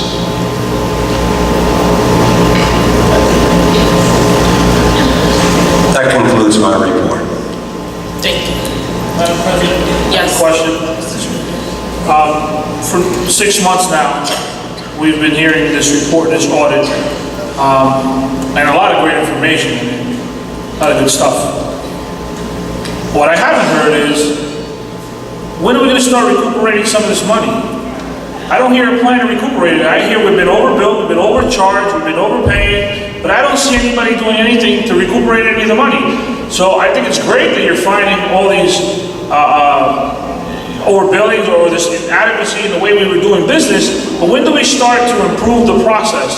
When do we start to actually find who's responsible for this? Somebody needs to be held accountable.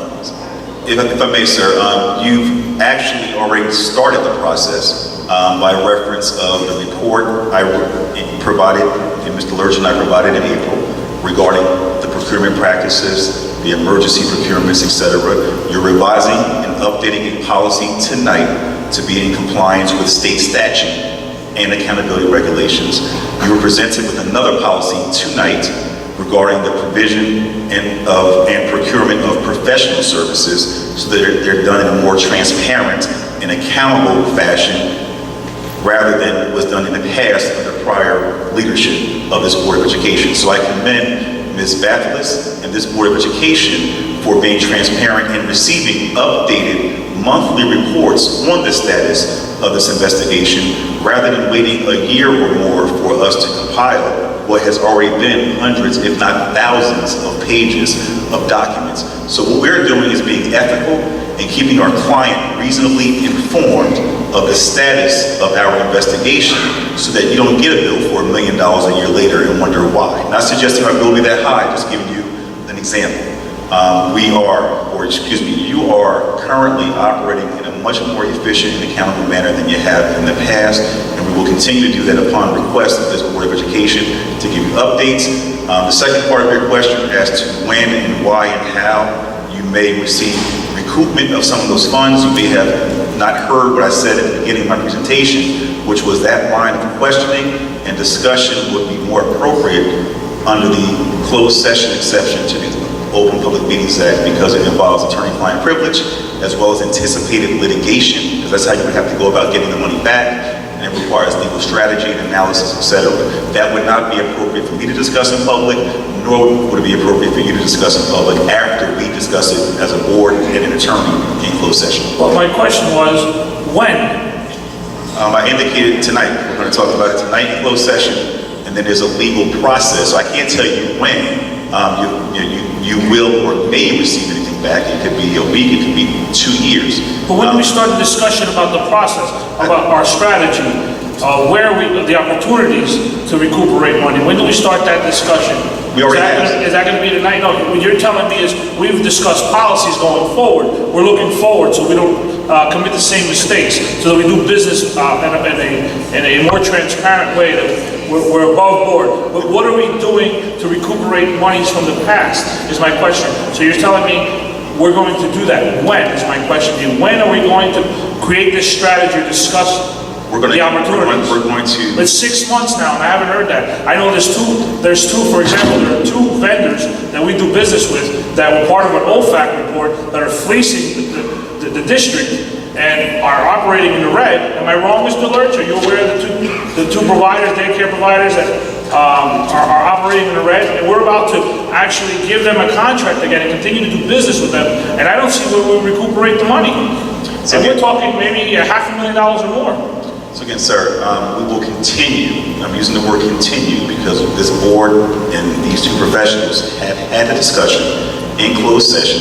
It would not be appropriate to disclose the contents of those discussions that we've had previously in closed session. And we will continue the discussion this evening with respect to legal strategy and procedure. Thank you. Okay. Thank you. It's a little less than I understand. Thank you. Mr. Kennedy, at this time, is any more members, Mr. Rodriguez? Thank you, Madam President. Gentlemen, just before you leave, I just want to say thank you. I know in the past years, this board and the district ran very lackadaisical with law, with rules, regulations, and how money went in and out the door. The legal department, to my pet peeve was, no accountability, money just kept running out the door. It really hurt to raise taxes and see some of that money go straight to the lawyers. So I want to thank you for the work that you're doing. I know you get paid for it, you are professionals, but you are helping this entire district, the students, the staff. They do appreciate it. Every time I see them on the streets, they appreciate seeing that we're working on this, that we're uncovering it. The first step in fixing it and getting our money is first finding it, uncovering it, letting the people know that this could be embarrassing to a Board of Education, but we're letting it out that this is what happened. And so I just want to thank you for your work, thank you for your diligence, and thank you for allowing us to be accountable, to stop the malfeasance, to stop the fraud, and to stop the theft. Thank you. Thank you.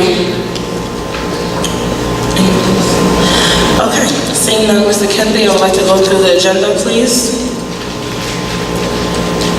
Tab 1A, Board of Education minutes for May 5th, 2016 board meeting and May 12th, 2016 board meeting. Approve the minutes? Second. There's been moved and probably second to accept the minutes on May 5th and May 12th. Any comments or questions? Seeing none, roll call, please. Amin. Yes. Carvalho. Yes. Gonzalez. Yes. Nara. Yes. Nina. Yes. Pereira. Abstain. Rodriguez. Yes. Trujillo. Yes. Bathos. Yes. Tab 1B, report of treasurers for the month ending April 30th, 2016. Move the report. Second. It's been moved and probably second to accept the treasurer's report. Any comments or questions? Seeing none, roll call, please. Amin. Yes. Carvalho. Yes. Gonzalez. Yes. Nara. Yes. Nina. Yes. Pereira. Yes. Rodriguez. Yes. Trujillo.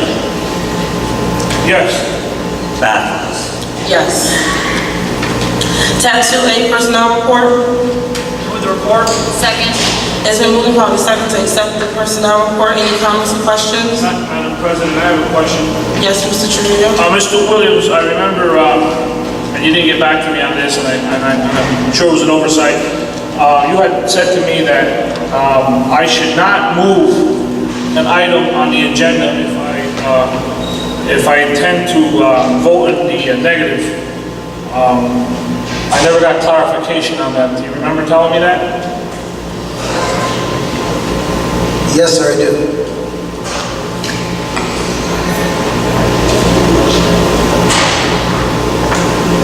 And what was, I asked for the reference. I asked you for clarification. You weren't sure what I asked you. Unless I missed it. Is it statute? Is it part of Robert's rules? Where is it that says that I can't move an item and vote in the negative? I'll be happy to provide you with written verification of the advice I'm giving you right now, which is if you move a particular item, it's my understanding from having reviewed Robert's rules and from having done separate research that you cannot vote no on a motion that you've moved before the board. Okay, I ask that I please get that information because it seems that anything that I asked for lately I don't get. I discussed other items with you before, so could you please make it a point to get that to me as soon as possible? I will. Thank you. I will. I am curious about the other items that you're talking about, and we can review it later if you don't want to do it now. But I will say this, a month has gone by since the last board meeting, and you're right, because we did have the exchange off the record, I did forget to get back to you. There's no question about that. I'm surprised that you would wait until now to ask me about it. Well, the reason I don't ask you about it, sir, is because I've always understood that as a board member, I don't need to continually call you for stuff. I asked Mr. Kennedy, the board secretary, to ask for information on my behalf, and I believe Mr. Kennedy relays that message to you, and somewhere along the line between Mr. Kennedy's office and your office, I don't get the information. But if you prefer me to email you and CC you on the emails, that would be more than fine for me. I don't have a problem with that. Whatever is most efficient, I want to be able to respond to any inquiry that you make, including the one about Robert's Rules of Order. Thanks. I appreciate it. Thank you. Seeing no other comments, roll call, please. Me, Yes. Carvalho, Yes. Gonzalez, Yes. Nera, Yes. Ina, Yes. Pereira, Abstain. Rodriguez, Yes. Trujillo, No. Battles, Yes. Tab 2B, supplemental personnel report. Move the report. Second. It's been moved and probably second to accept the supplemental personnel report. Any comments or questions? Yes, Madam President. Yes, Mr. Rodriguez. Thank you, sorry. I should have done it in two ways. I just want to congratulate all the retirees, especially a friend of mine, Mike Hay, who's a security guard. I just want to wish them a happy and healthy retirement. Thank you.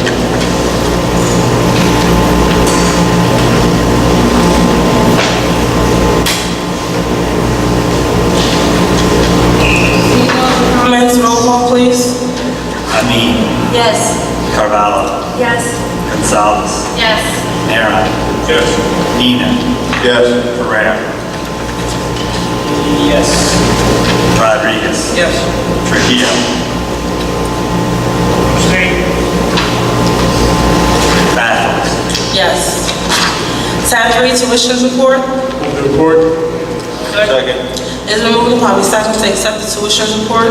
Any comments or questions? Seeing none, roll call, please. Amin, Yes. Carvalho, Yes. Gonzalez, Yes. Nera, Yes. Ina, Yes. Pereira, Yes. Rodriguez, Yes. Trujillo, Yes. Battles, Yes.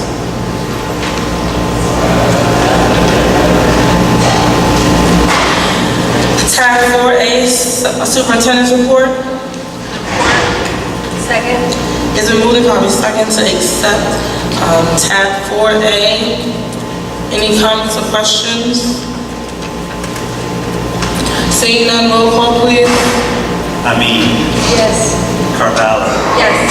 Gonzalez, Yes. Nera, Yes. Ina, Yes. Pereira, Yes, with abstention on page 5. Number 5, sorry. thank you, Rodriguez, Yes. Trujillo, Abstain.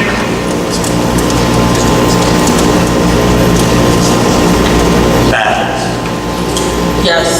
Mr. Kennedy? I'd like to, was that 4A? yes it was. Okay. Yeah, that's an abstention on 4A. I've noticed that I have a new conflict here. I want to stay I want to make sure that it's all above board. I read this as Daphne Machete is now a conflict for me on tab 4A, page number 5. Yes. Okay, let the record reflect that I abstained on that tab.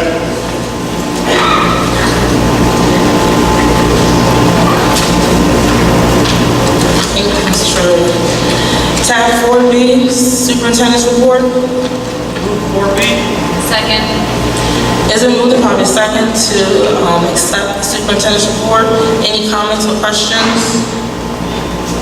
Seeing none, roll call, please. Amin. Yes. Carvalho. Abstain? Gonzalez. Yes. Nara. Abstain. Nina. Yes. Pereira. Yes. Rodriguez. Yes. Trujillo.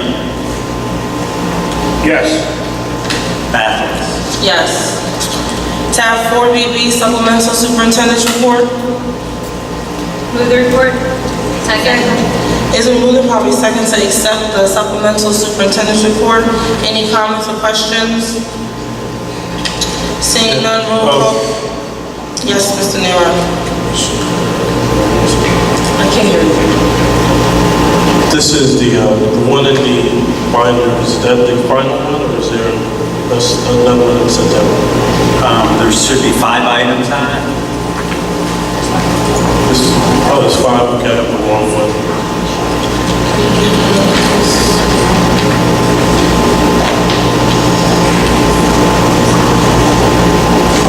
Okay, number 5.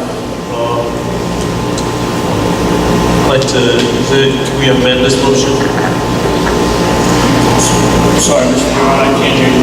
Want to know if we can amend the motion on tab 4BB? I'd like to take back my motion to report for BB. And then I'd like to, go ahead, Stan, if you want to amend. Okay, I'd like to amend the motion to approve 4BB and tab 5, waiver of all fees. Just want to explain that real quick. This is a nonprofit organization that provides music services to children here in the city of Elizabeth, and then comes back and rehires them as music instructors to work for the Institute. And they've been a great service to the residents of the city, and I'd like to make a motion that we waive all fees for the usage of Jefferson Arts Academy auditorium. Second. It's been moved and probably second, it's been amended and probably second to accept tab 4B, supplemental superintendent's report as stated for items 1 through 4 and waive all fees for item number 5. Any comments or questions? Seeing none, roll call, please. Amin. Yes. Carvalho. Yes. Gonzalez. Yes. Nara. Yes. Nina. Yes. Pereira. Yes. Rodriguez. Yes. Trujillo. Abstain. Mathis. Yes. Tab 4C, superintendent's report to field trips. Second. It's been moved and probably second to accept the field trip considerations. Any comments or questions? Seeing none, roll call, please. Second. Amin. Yes. Carvalho. Yes. Gonzalez. Yes. Nara. Yes. Nina. Yes. Pereira. Tab 4C. Yes. Yes. Rodriguez. Yes. Trujillo. 4C, field trips, yes. Mathis. Yes. Tab 4D, superintendent's report. At this time, I'm going to invite Mr. Peter Vassler to come up and do his report, please. Our HIB investigation report.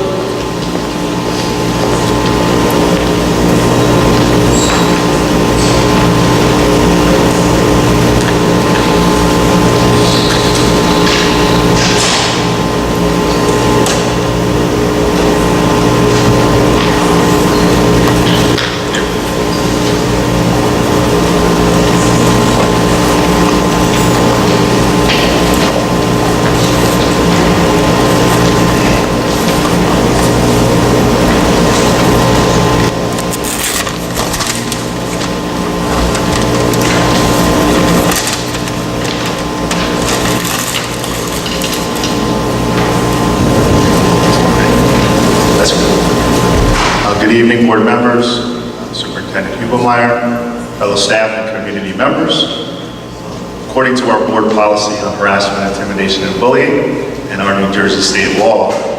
The results of all our HIV investigations are to be reported to the Board of Education no later than the date of the next board meeting following completion of the investigation, and include any services provided, trainings that were established, discipline imposed, or any other actions taken or recommended.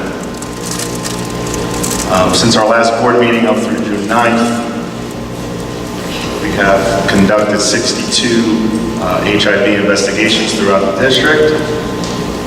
Of the 62 investigations, 15 investigations have been founded for harassment, intimidation, or bullying. 5 cases, there were no conclusive findings, and 42 cases were unfounded. Of those investigations, there were 67 victim students, 34 were male, 33 female, 58 students were regular education students, and 9 were students with disabilities. For the offenders, we had 93 students, 49 male, 44 female, 71 regular education students, 19 students with a disability, and 3 were non-students. The actions taken for those investigations, we had 33 skill development sessions, 56 counseling sessions, 3 behavioral interventions, 4 referral for outpatient treatment, 6 change of class or school, 14 detentions, 16 out-of-school suspensions, 12 administrative counseling sessions, 39 parent conferences, 3 referrals to outside agencies, and 10 cases are continuing to be monitored. Of the 15 founded cases, 2 were based on race, 1 was based on religion, 1 was based on national origin, 1 was based on sexual orientation, 3 were based on gender, 2 on mental or physical disability, and 10 were based on other distinguishing characteristics. At the next regularly scheduled board meeting, after board members receive this report, the law requires that the board members issue a decision in writing to affirm, reject, or modify the superintendent's decision pertaining to those cases that were reported to you at our last meeting. So in order for you to do so, you should have a packet of investigation summaries from the cases that were reported to you at our last meeting for a vote this evening. Are there any questions? Yes, Mr. Bowser, thank you for the report. Could you give me what our definition of skill development is? Sure. Skill development is either classroom lessons where counseling staff or social work staff go into the classes and give either classroom lessons, or it could be a group counseling session. And the other thing, I want to thank you for doing a great report month after month and keeping us up to date. I just have one request. The out-of-school suspension and expulsion, we don't have any expulsion, but the out-of-school suspension, could it be possible that you break it down for us in the future, maybe next year, well, next school year, in September,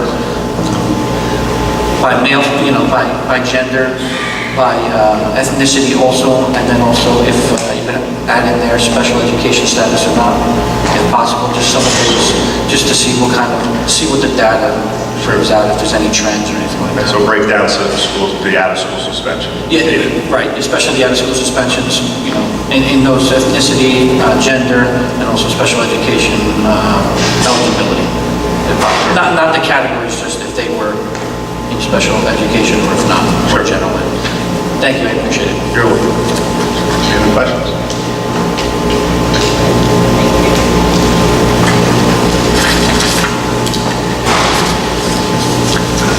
I need someone to move tab 4D, the HIV investigation report. Second.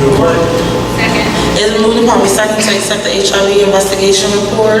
Any comments or questions? Seeing none, roll call please. Amin. Yes. Carvalho. Yes. Gonzalez. Yes. Nera. Yes. Nina. Yes. Herrera. Yes. Rodriguez. Yes. Trujillo. Yes. Battles. Yes.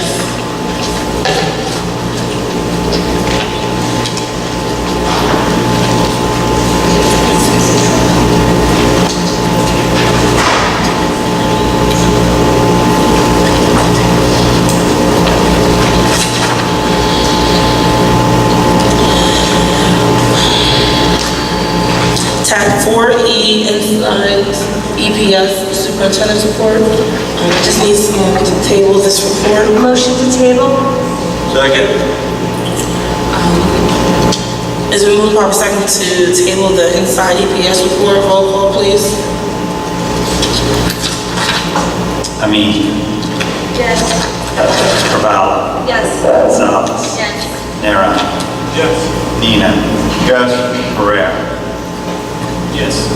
Rodriguez. Yes. Trujillo. Yes. Mathis. Yes.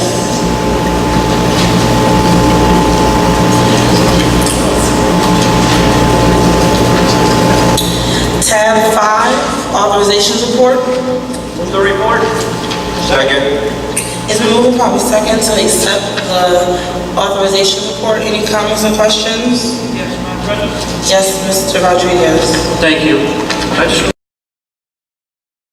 want to commend the Board of Education and the city for continuing to work together for our special needs children, especially on page 3, the summer special needs recreation and instructional program that's been going on in School 1, down School 1 and 9. They do a great job.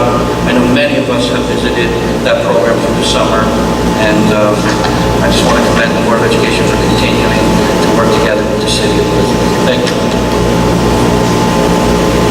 Thank you. Any other comments?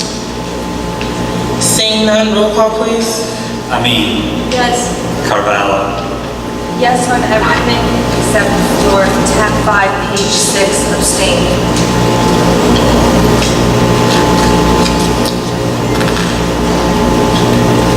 Gonzalez. Nera. Yes. Nina. Vote yes, abstain on tab 5, page 6. Pereira. Yes, with an abstention on page 6. Rodriguez. Yes. Trujillo. Abstain. Mathis. Yes.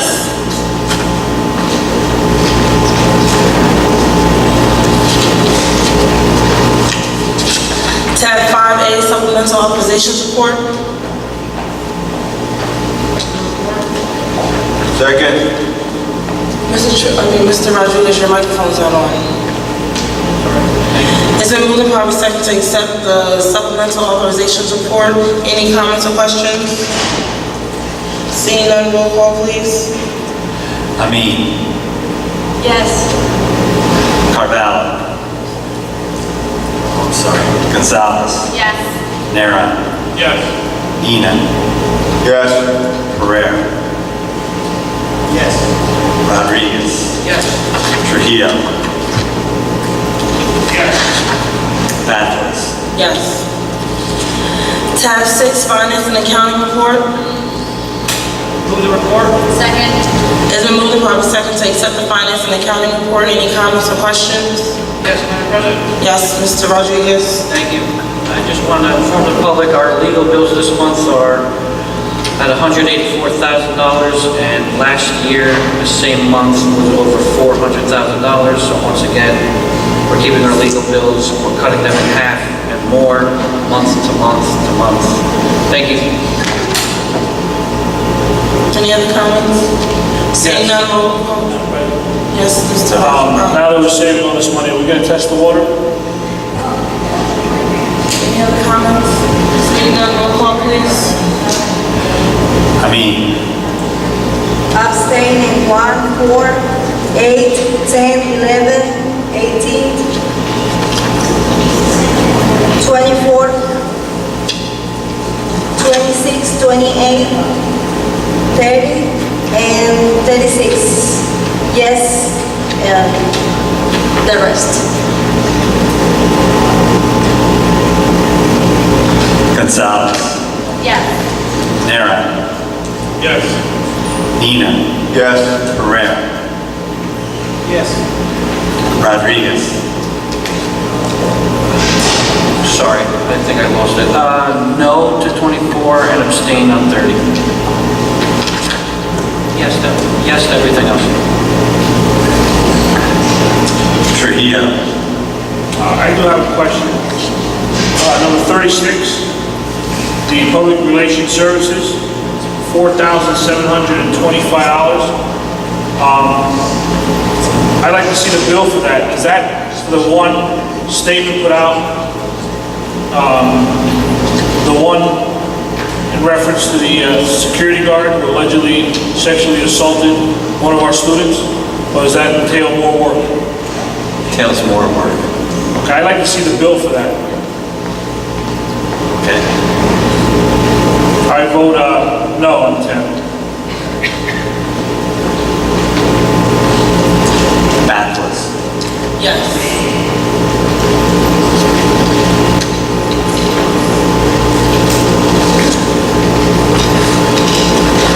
Tab 6A, supplementary finance report. For the report. Second. Is it moved and probably second to accept the supplementary finance report? Any comments or questions? Seeing none, roll call, please. Amin. Carvalho. Yes. Gonzalez.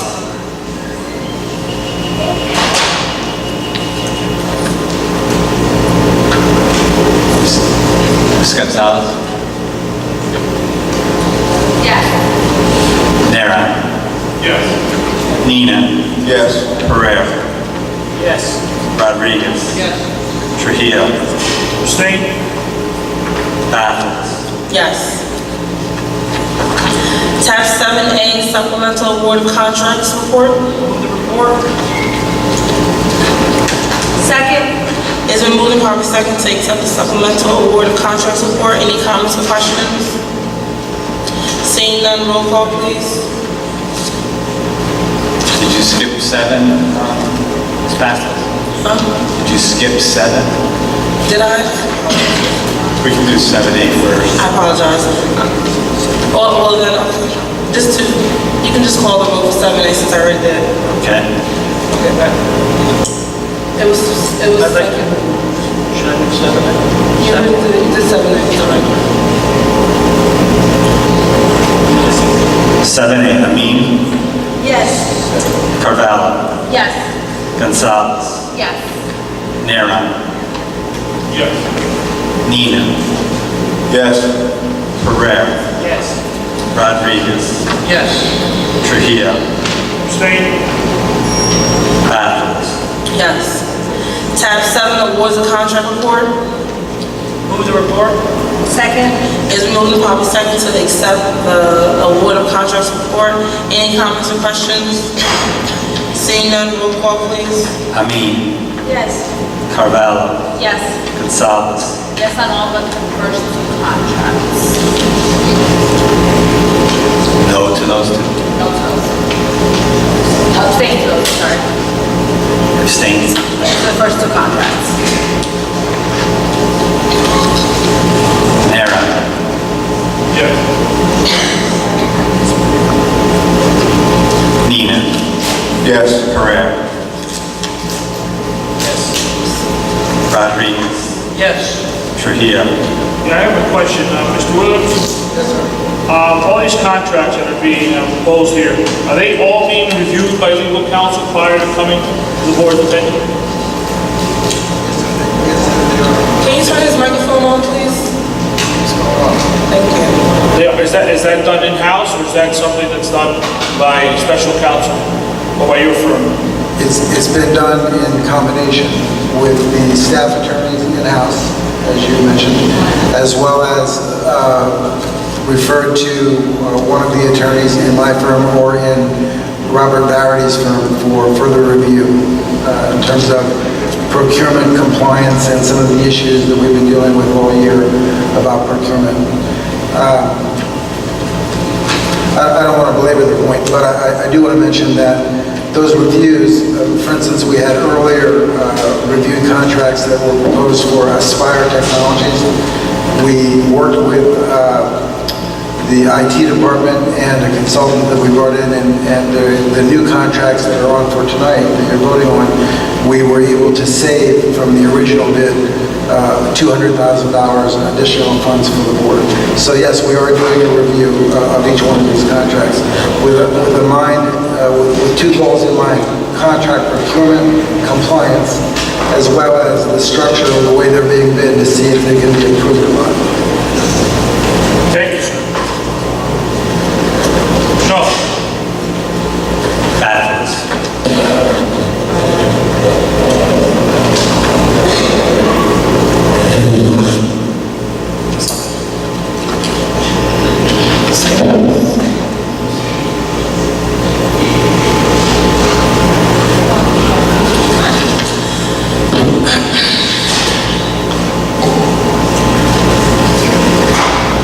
Question on page 6. Is there a reason why Upper Academy is the only one who has a alarm system in their school? All the schools have alarm systems. I believe that. Why is this one contracted with the Mitchell building? Which one are we talking about? The one on the bottom, the last one. Because it's with the Mitchell building and the Imperial building together. Yeah, that's where the work needs to be done. At those 3 buildings? Yes, the buildings listed is what the contract is for. Okay. I'm going to say yes to everything except for the following.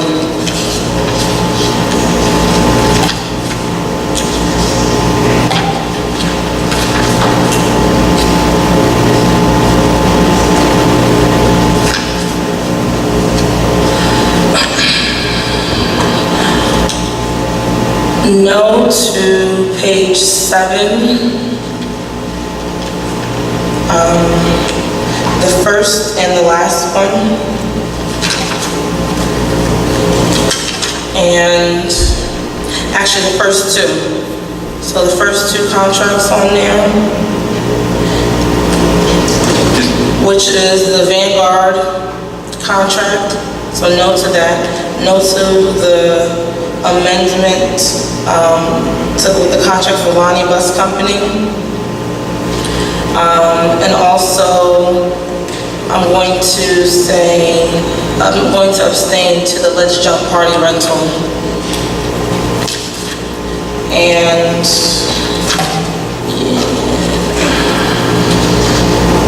I'm going to also say no to page 9. The contract with American Commercial Equipment Repair, there's no cap on there.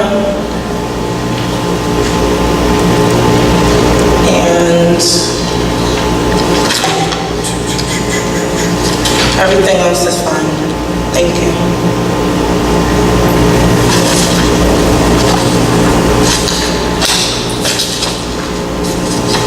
Mr. Kennedy? Yeah. I would like to amend my vote also to abstain on the Let's Jump Party rentals as well on page 7.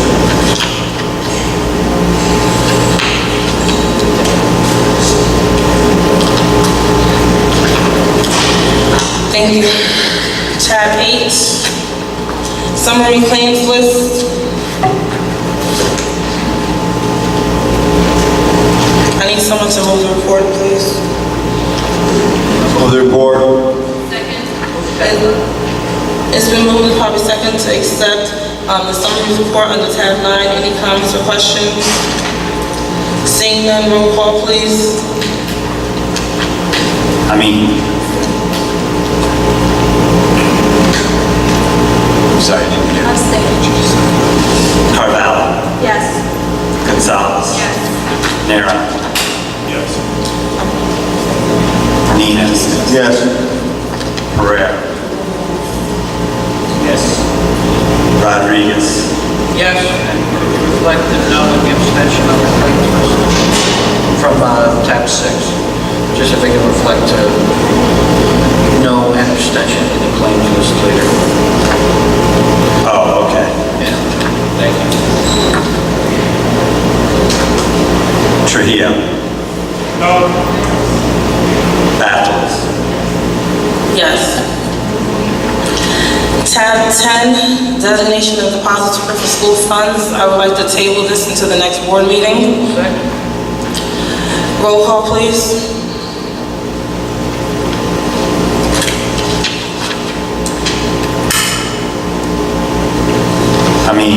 Yes. Carvalho. No. Gonzalez. Nera.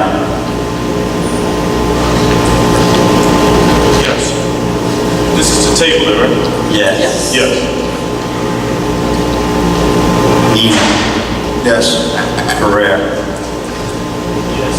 Rodriguez. Yes. Trujillo. No. Baffles. Yes. Thank you.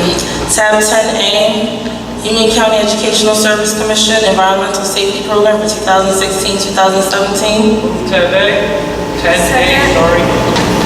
Is it moved and probably second to accept the resolution for the Service Commission Environmental Safety Program? Any comments or questions? Seeing none, roll call please. Amin. Carvalho. Yes. Gonzalez. Nera. Yes. Nina. Yes. Pereira. Yes. Rodriguez. Yes. Trujillo. Abstain.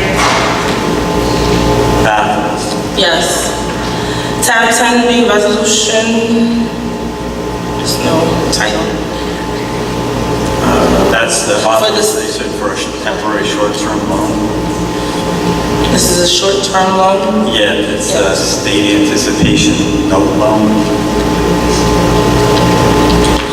Can you just explain this since there's no title on it, please? Sure.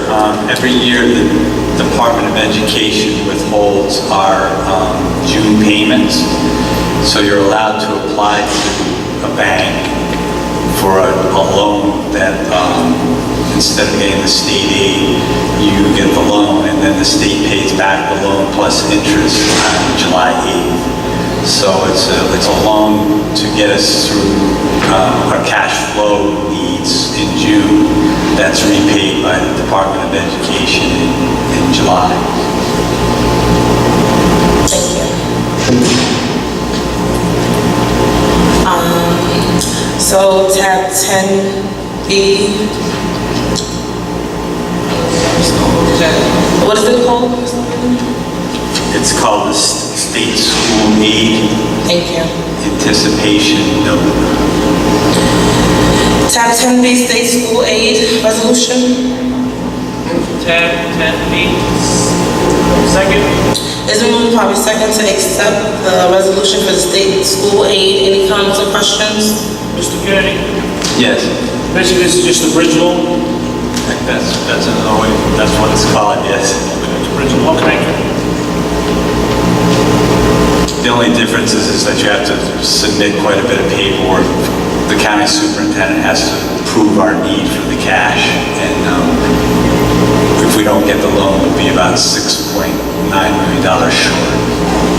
Mr. Kennedy, this costs us nothing other than, well, time to do the report, but the state does cover the interest.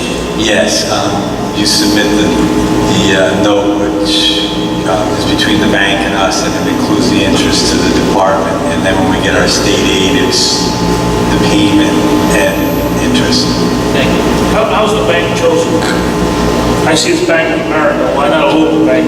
We went out to different banks, and frankly, because it's such a short time period, most banks aren't interested unless you're one of their larger depositories. So, but we still went out and got quotes, and for the most part, the banks declined to quote us. Bank of America is basically our depository for payroll and operations. Said that they would provide us with the bridge loan at 4%. How about Wells Fargo and those other larger things? I know this is not the first time we do this. This happens every year. Yes. At one time we banked Wachovia, I believe they're Wells Fargo now? Wells Fargo. They still are a depository, but the fees that they charge are not as beneficial to the district as we're getting currently from our other depository. We went to Wells Fargo and they declined to give us a quote.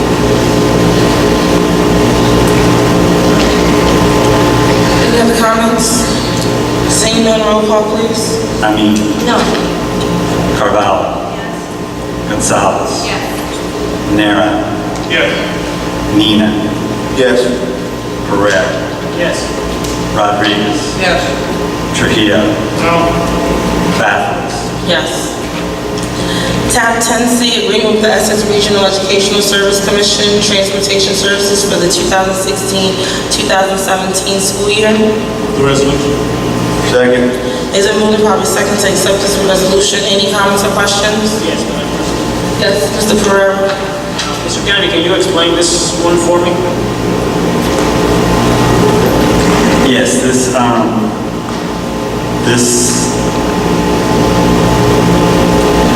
this resolution allows us to have Union County Ed Services arrange our transportation services for students that are non-public. Are not what? Public.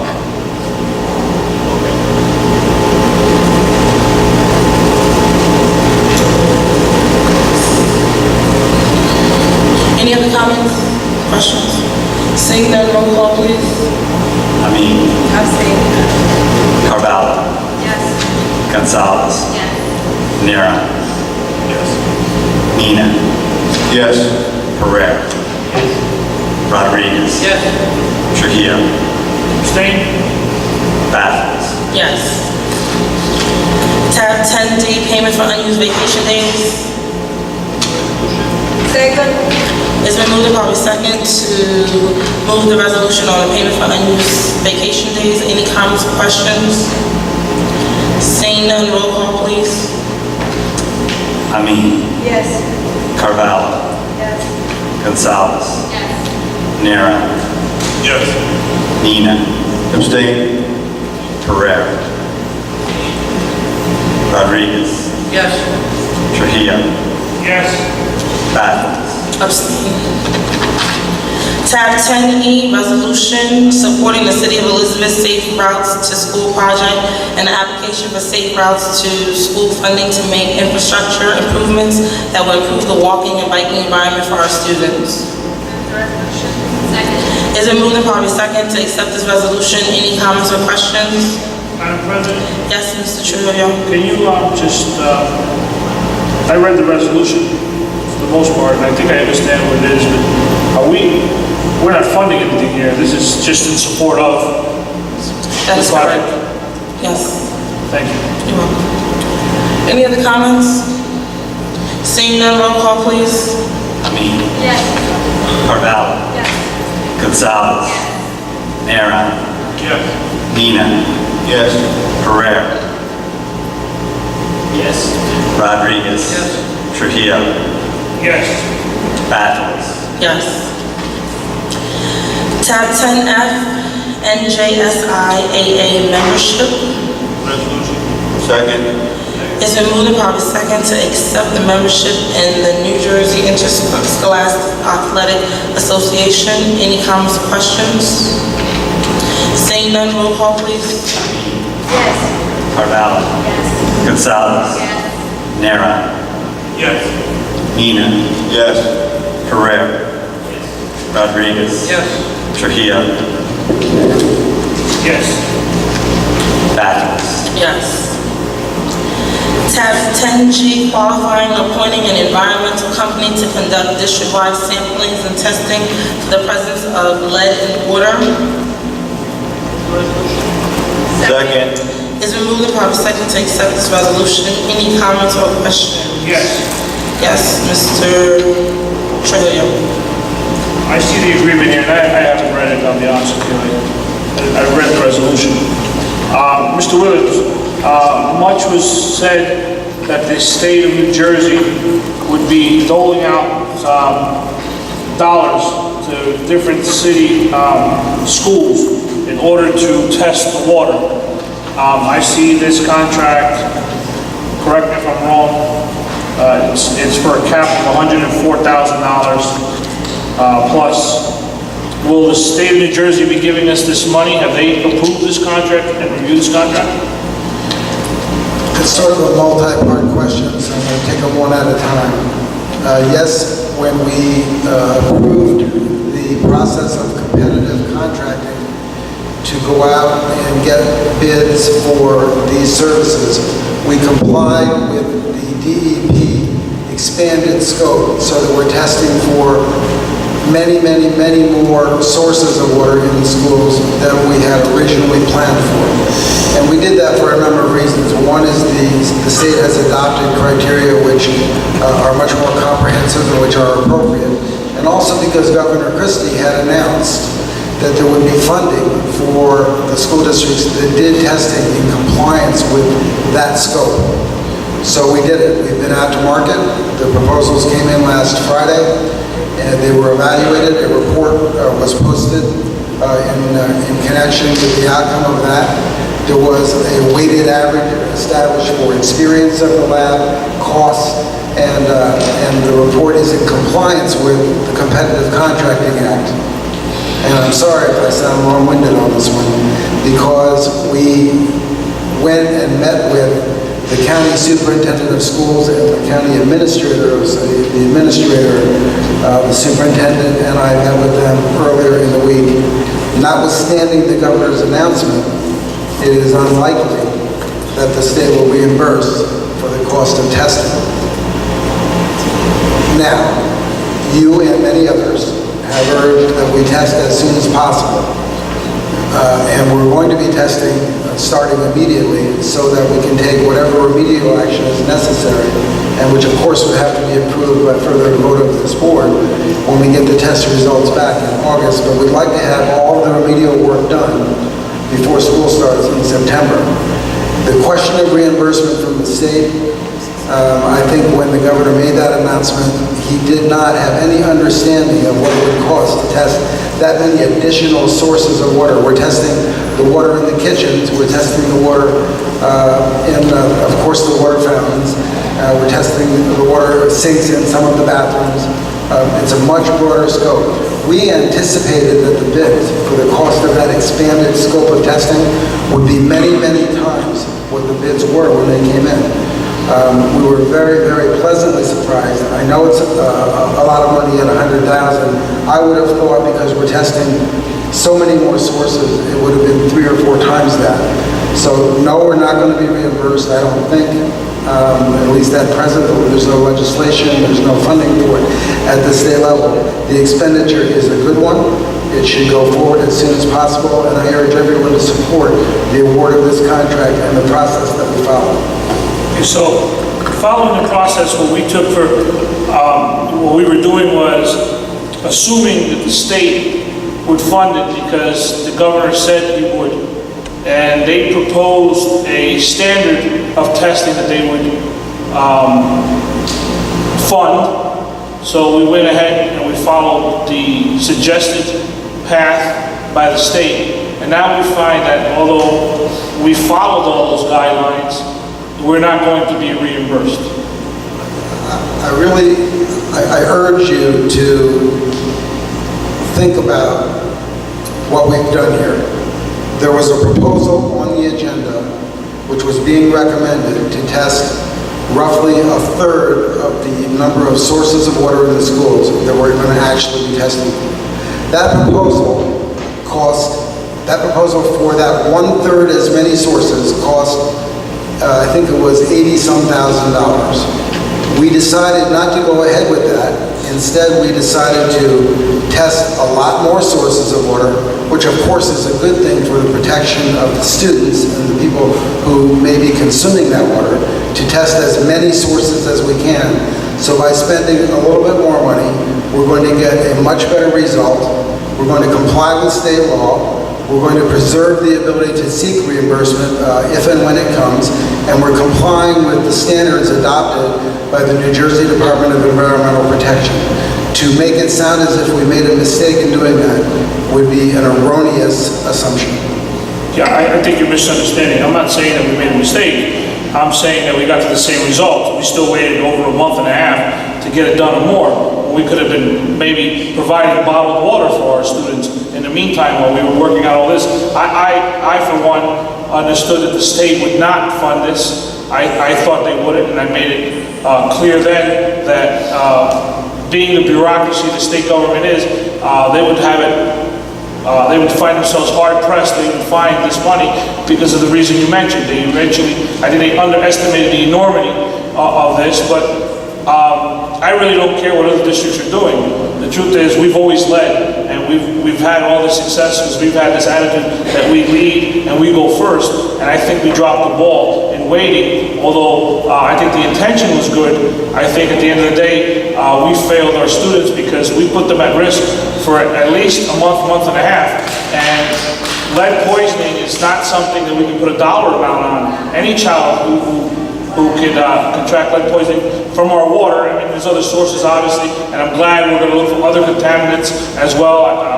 You know, I want our students to be in a safe environment, but I don't agree with the fact that we waited so long. I mean, we could have at least at minimum, been giving our children bottled water. There were members of the community who wanted to donate water to the district. This is a real concern throughout the whole community, especially the parents of our students, and we basically just waited a month and a half, and here we are. Now we're going to test, and the school year's over. I just hope that we have enough time to get it all done before September. Please don't blur the issues together. First of all, I referenced our meeting with the county superintendent and administrator. They indicated to us that the procedure we followed was the only way this contract could have been awarded legally. And the time that we took to do it was appropriate and within the timelines required by the statute that we followed. Having said that, and I agree with you, my understanding of the district and everything I've seen about the district is always a leader on issues like this, and I would have to indicate to you that because of the process that we followed, we are the leaders on this issue as well. If you had awarded a contract without following the procedure that we followed, that contract would have been invalid and you would have done no testing. Sir, you're missing my point. We could have. No, I think you're missing my point. Well, that's fine if I am, and I appreciate your clarification. At the end of the day, we could have given our children bottled water. We could have been working on giving them bottled water for a whole month and a half. My children drink from these fountains, so please understand my concern, okay? My children at home are affected by this, and many of my neighbors are. So I think we made a mistake in waiting, okay, another month and a half to follow this process. I'm glad that we're here now. I think we could have easily afforded this. Like you said, we miscalculated. I don't know where we got these presumed numbers that it was going to be 4 times as much. I don't know where that came from, but if that's the case, we made a mistake. We dropped the ball. We owe the community an apology because we could have been giving them bottled water. Okay, thank you. Any other comments? Seeing none, roll call, please. Abstain. Yes. She abstained. Carvalho. Yes. Gonzalez. Yes. Nera. Yes. Nina. Yes. Pereira. Rodriguez. Yes. Trujillo. Yes. Bathurst. Yes. Tab 10H, approving form of contract between the Board of Education and Bravo Print and Mail Incorporated for printing services associated with district publications. Move the report. Second. It's been moved and probably second to accept this contract. Form of contract, any comments or questions? Seeing none, roll call, please. Amin. Abstain. Carvalho. Yes. Gonzalez.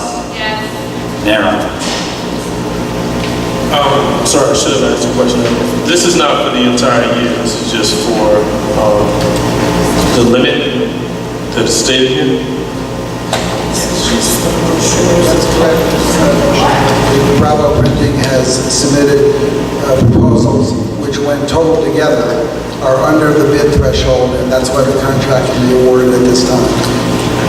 Okay, so after they meet this limit, we will go back to bid, or we will go back to bid prior to? They're still well under the total bid threshold for the year. If there was a need for additional printing, and they gave you a quote which, when all 3 were added together, was still under the bid threshold, you could award another contract. It's when you get to the bid threshold or exceed it, of course, that you have to go out for public bid. Thank you. Yes. Nina. Yes. Pereira.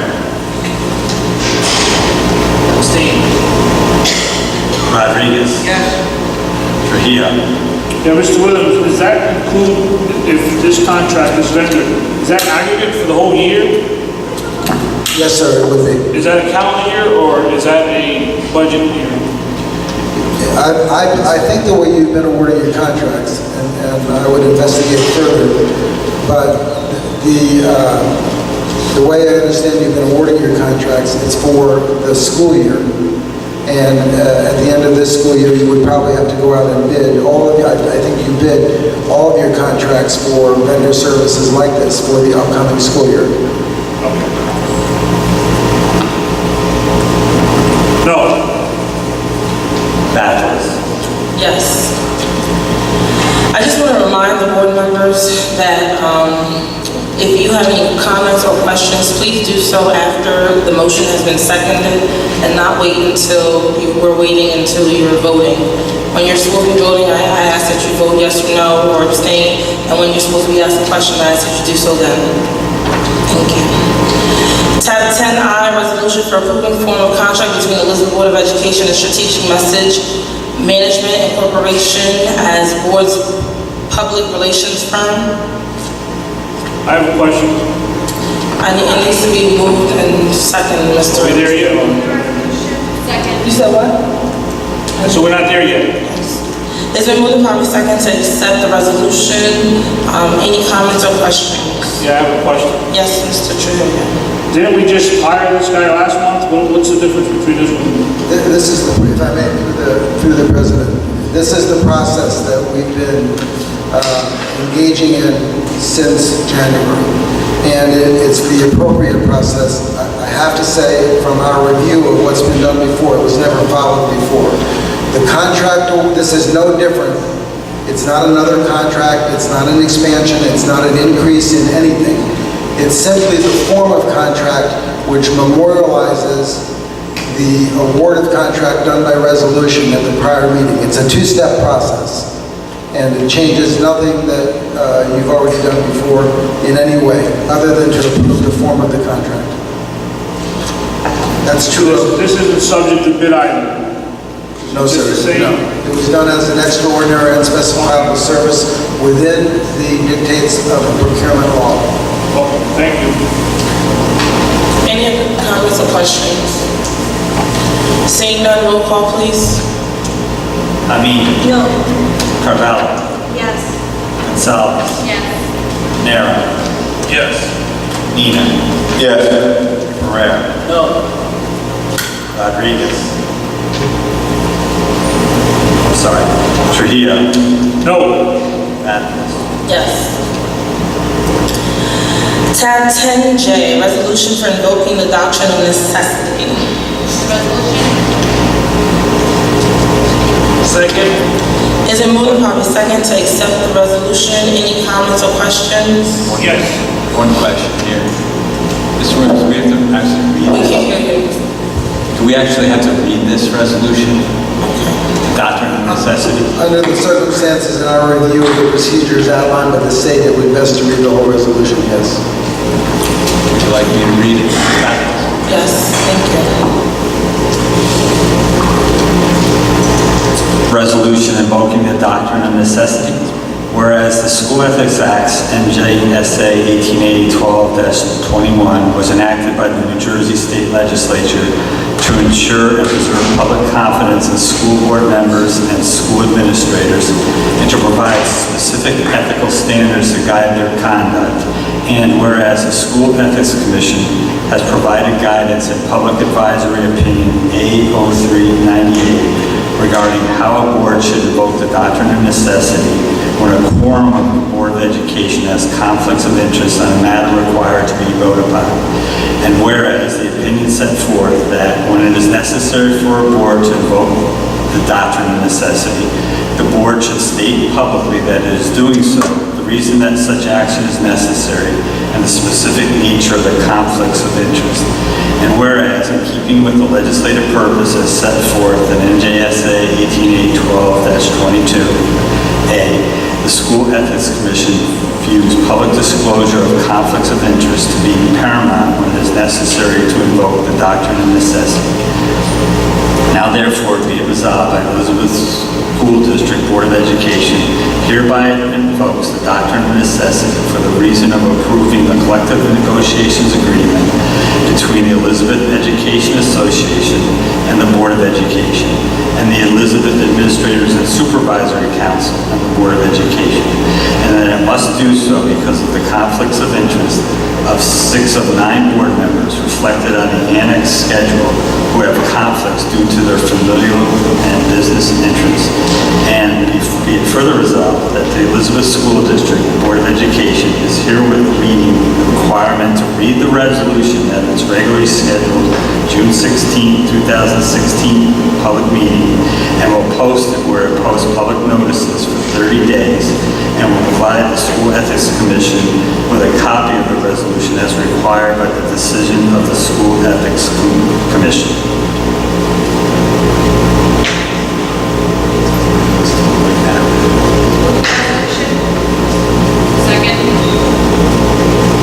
Is it moved upon second to accept this resolution? Any comments or questions? Yes, I have questions. Yes, Mr. True. Mr. Williams, I know we had a sidebar conversation, but I'd like to put it on the record in the effort to be transparent. Marvelis Pereira is a second cousin to me. I'd like a legal written opinion on why that is a conflict. I'd also like you to find if there's any recent case law that says so. Second cousins are affected rather than first cousins.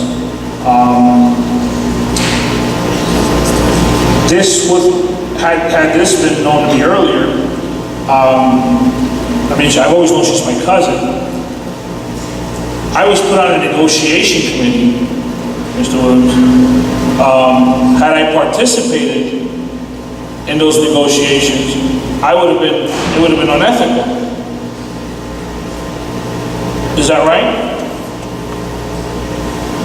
The decision about conflict of interest, Commissioner, is always personal to the person. We've prepared a chart which is conservatively prepared. The nepotism policy, which is distributed and adopted by the state and has been adopted by this board, uses the word cousin. Number one, you've asked for any recent decisions defining, I'm sorry, did you say second cousin? Yes. Yeah. I don't know of any decision that differentiates between the different levels of cousin. We have been conservative in our assessment that you may have a conflict. You're not bound by that. The decision as to whether or not you have a conflict and the decision to, or whether or not to participate on any issue or to vote on any issue is personal to you. No one here can tell you that you can or cannot vote because of a conflict of interest. Only you can make that decision. Having said that, the legal advice that I'm providing is that because it's not clear about the different levels of cousin, there is no clarity that we've been able to see. The conservative approach would be for you to refrain from participating in the discussions about the matters that are listed in the resolution. Because of all the conflicts that are on there, we can't even discuss the underlying contracts that have been negotiated until this document has been posted for 30 days. But the decision on whether or not to vote on this resolution is independent of that and is personal to you. Okay, now, again, you may or may not have answered my question specifically to my participation in a negotiation committee. In your opinion, would I have been conflicted had I done so? There's a concept that lawyers love to hang their hats on. It's called ripeness. You didn't participate, did you? You asking me the question? Yes, so you didn't. No, I did not participate. So there is no need to answer the question. I don't. There is a need to answer. No, wait. No. There is a need, sir. Be cordial here. Okay, I'm asking you a question. You should be answering the question. What do you mean there's no need to answer the question? I asked you the question. You don't know the answer? Mr. Trujillo. You didn't listen to what I said. The decision about yes or no, sir. would I have been conflicted had I attended one of the meetings? Yes or no? Mr. Trujillo. I mean, it's a simple question. Mr. Trujillo. You can make it as simple as you want. You can say that over and And you're over. gonna give me the It makes runaround. no sense. It makes no You're not sense. listening. Why does it make no sense? Publicly, my colleagues have kept saying that I would not attend these meetings, that I kept missing these meetings. They misinformed the public. I know of the conflict, sir. I know of it. Mr. Trujillo. Okay, you failed to tell me I had a Mr. conflict. Trujillo. You failed me, sir. Mr. Trujillo, Please. I'm going to ask that you Yes, just calm down, okay, ma'am. but I also want to say something as well, okay? Because sitting on the committee right now is only myself and Stephanie Concalves, who serves as a chairperson. When I asked Mr. Kennedy for a list of all of the members that sit on this board who do not have a conflict on the board, your name was suggested, as well as Stephanie's, as well as mine, as well as Anna Maria Amin. Now, at that time, and like I said, I don't remember what board meeting that was, I had selected to add you to the board meeting, to add you to that committee. So it was to my knowledge, given by our board secretary and our board administrator, that you didn't have a conflict. So please don't try to, no, but let me just finish. I understand that, but let me finish. Mr. Trujillo, can you just, again, Mr. Trujillo, I understand what you're saying, and again, you're right, you having a conflict could have put you in a very bad and compromising situation. And why did you put me in that situation? Can I finish my statements and then you can speak? You're not going to speak over me. I ask that you give me respect as I speak, and I will do the same thing for you. So as I was saying, I know that I put you in a uncompromising situation by adding you to negotiations committee, because I thought that what Mr. Kennedy had, informed me was true. And I went off of that, so I do want to apologize to me putting you in that predicament. Fortunately, you did not attend any of the meetings because you may have known that you had a conflict, but you didn't share that with me. And again, you're right, I could have done that. So now we know that you have a conflict because you have a cousin. We can move forward. You haven't moved, you haven't come to any of the negotiation meetings, and we'll just leave it at that. I have a comment. Yes, Mr. Nate. Mr. Kennedy, has every board member on this stage went through their first level of the New Jersey School Board Association? Yes. Okay, I had the opportunity to take that training about 2 weeks ago with my colleague, Stephanie Concalves, and they specifically mentioned, if everyone took this class, the training, that if you had any relative, you cannot be in negotiations. And it's in the manual that was handed out if you took that class. You made my point, you're right. You're absolutely right, I took it. I took that training and several other trainings. I've been here 9 years. So the attorney hasn't failed you. That's why You failed yourself. refused to attend any of the meetings.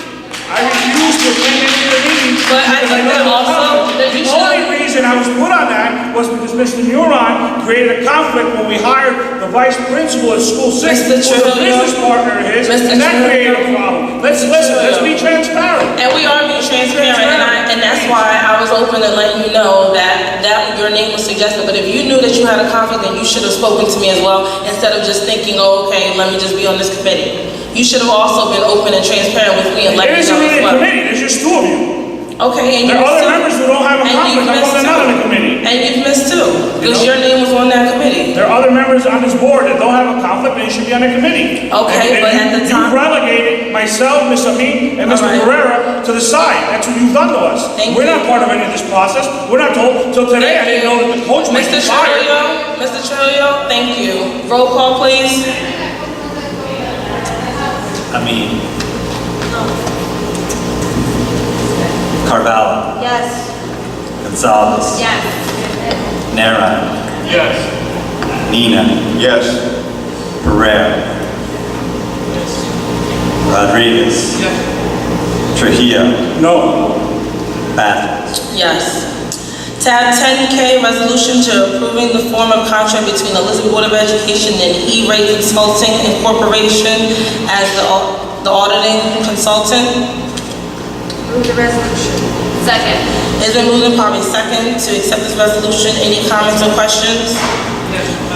Yes, Mr. Rodriguez. I did some research on the E-Rate and the E-Rate consultant, and this is a really great program. It's a federally funded program. It has about $5 billion, and it allows school districts to use a lot of that money for a lot of things to do with internet access and electronic access, and this is something that kind of just came onto our laps, I guess, a month or two ago. It was so great that I spoke to my superintendent about it at the school district I work in, and it was, she didn't know about it either, so for some reason it's not really well known, but this program is going to save us quite a bit of money. Not only save us money, it's going to get us money to do a lot of improvements with our hardware, with our internet access in a lot of our buildings. So I'm really excited about this program, and I believe our consultant may even be able to go back and find us money that we can put back into our budget. So I'm really excited about it, and thank you. I know Mr. Williams, you were an instrumental part in this, so thank you. Any other comments? Yes, Mr. Trujillo. Is this a duplicated service? We're being audited now, aren't we? Are we in the middle of a forensic audit? It's not an audit in the sense that you mentioned it. This company, E-Rate Consulting, is going to go back and review bills that have already been paid with an end in mind of pursuing the money which Commissioner Rodriguez mentioned from the federal government.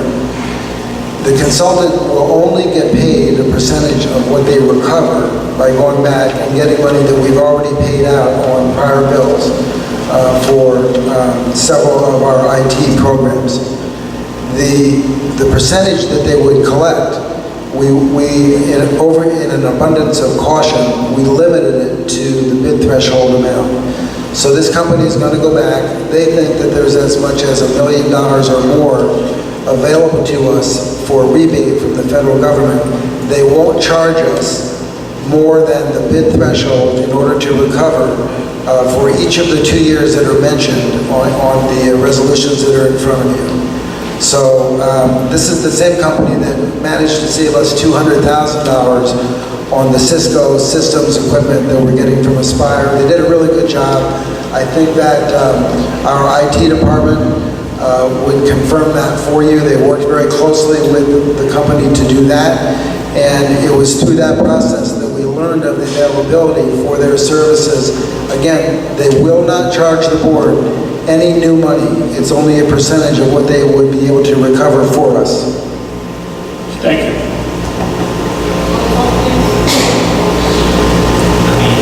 Yes. Carvalho. Yes. Gonzalez. Yes. Nera. Yes. Nina. Yes. Pereira.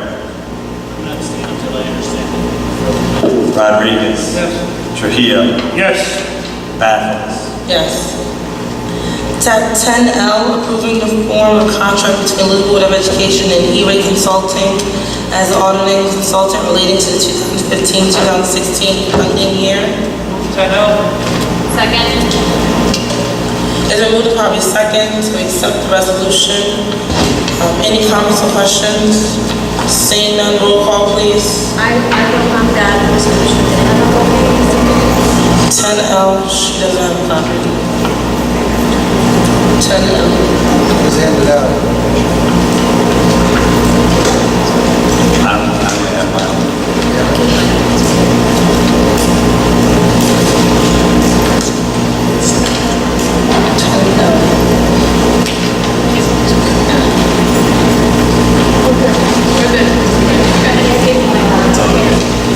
Yes.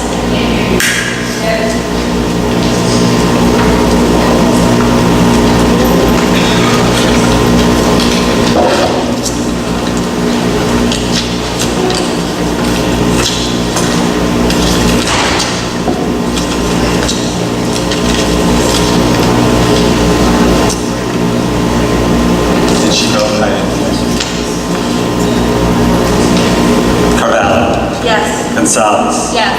Nara.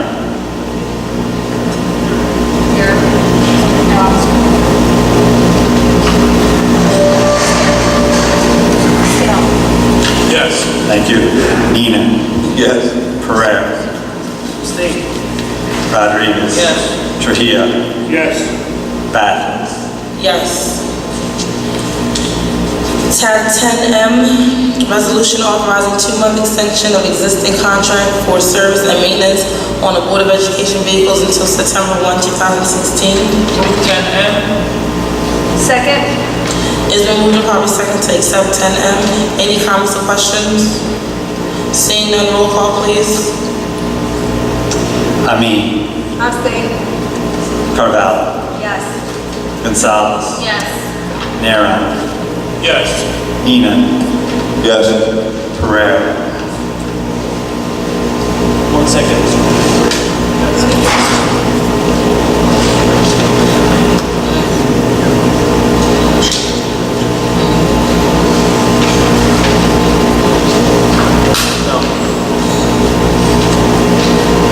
Rodriguez. Yes. Trujillo.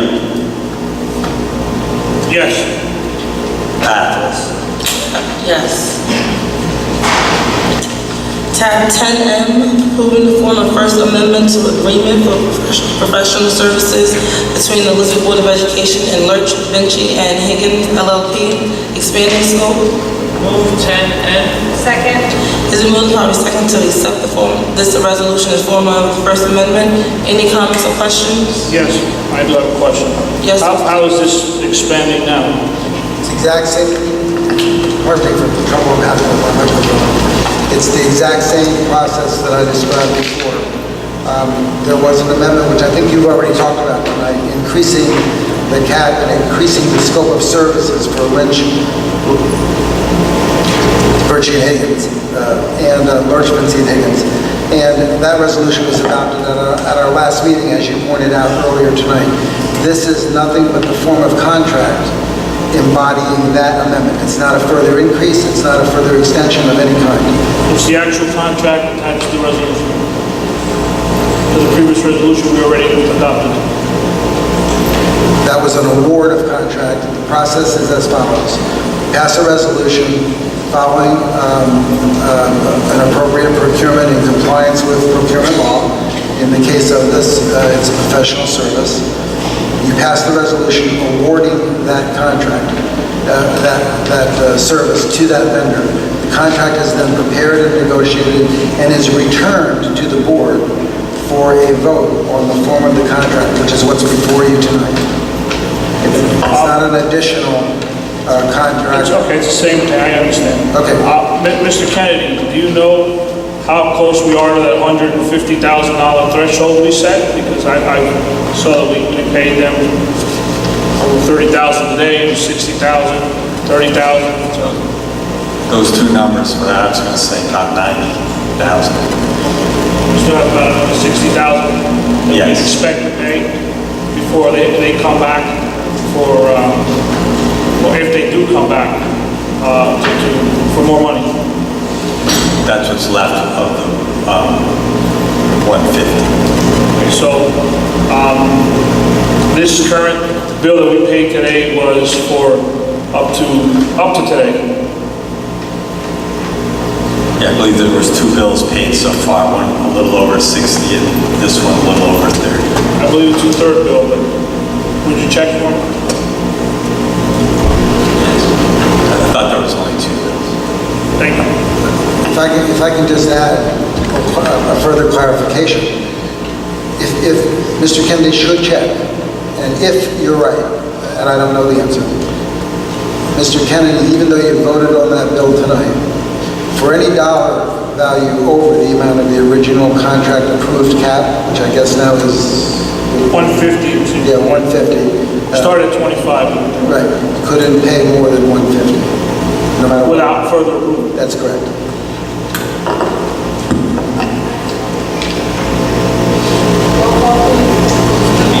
Yes. Carvalho. Yes. Gonzalez. Yes. Nara. Yes. Nina. Yes. Pereira. Yes. Rodriguez. Yes. Trujillo. No. Mathis. Yes. That concludes the agenda. There's the first readings of policies. Yes. The first readings, are we going through each one? I can read it if you'd like. That's fine, go ahead. This is the first reading of the following new and revised bylaw policies, regulations, and exhibits. Policy 3161, emergency purchases and contracts. Regulation 3161R, emergency purchases and contracts. Policy 3570, district records and reports. Policy 4112.8 and 4212.8, nepotism. Policy 5120, assessment of individual needs. Policy 5141.22, medical marijuana. Exhibit 5141.22X, medical marijuana. And bylaw 9250, expenses and reimbursement. Copy of these policies, regulations, and exhibits are available for review in the Office of the School Business Administrative Board Secretary. That concludes the agenda. I move to approve the first reading of the following policies. We don't need to approve the first. We just did the first reading. Thank you. The President requests a motion to go into private session to consider matters exempt under the Open Public Act, specifically for discussion of personnel, specifically reorganization, agreement withholding, non-renewals, RIFs, and interviews, legal matters, specifically settlements, EB, CC, EB, special education, MB, AB, and doctrine and necessity. New policies, specifically independent educational evaluations, revised regulations, specifically CPAC, contracts, specifically benefits plan and insurance coverages, and workers' compensation matters, specifically SL, MB, LA, TG, DG, and LM. The board will reconvene in public to take formal action. I need a motion to go into private, please. Private second to go into private session. Any comments or questions? Seeing none, roll call, please. Amin. Yes. Carvel. Gonzalez. Yes. Nara. Yes. Nina. Yes. Pereira. Yes. Rodriguez. Yes. Trujillo. Yes. Mathis. Yes, thank you.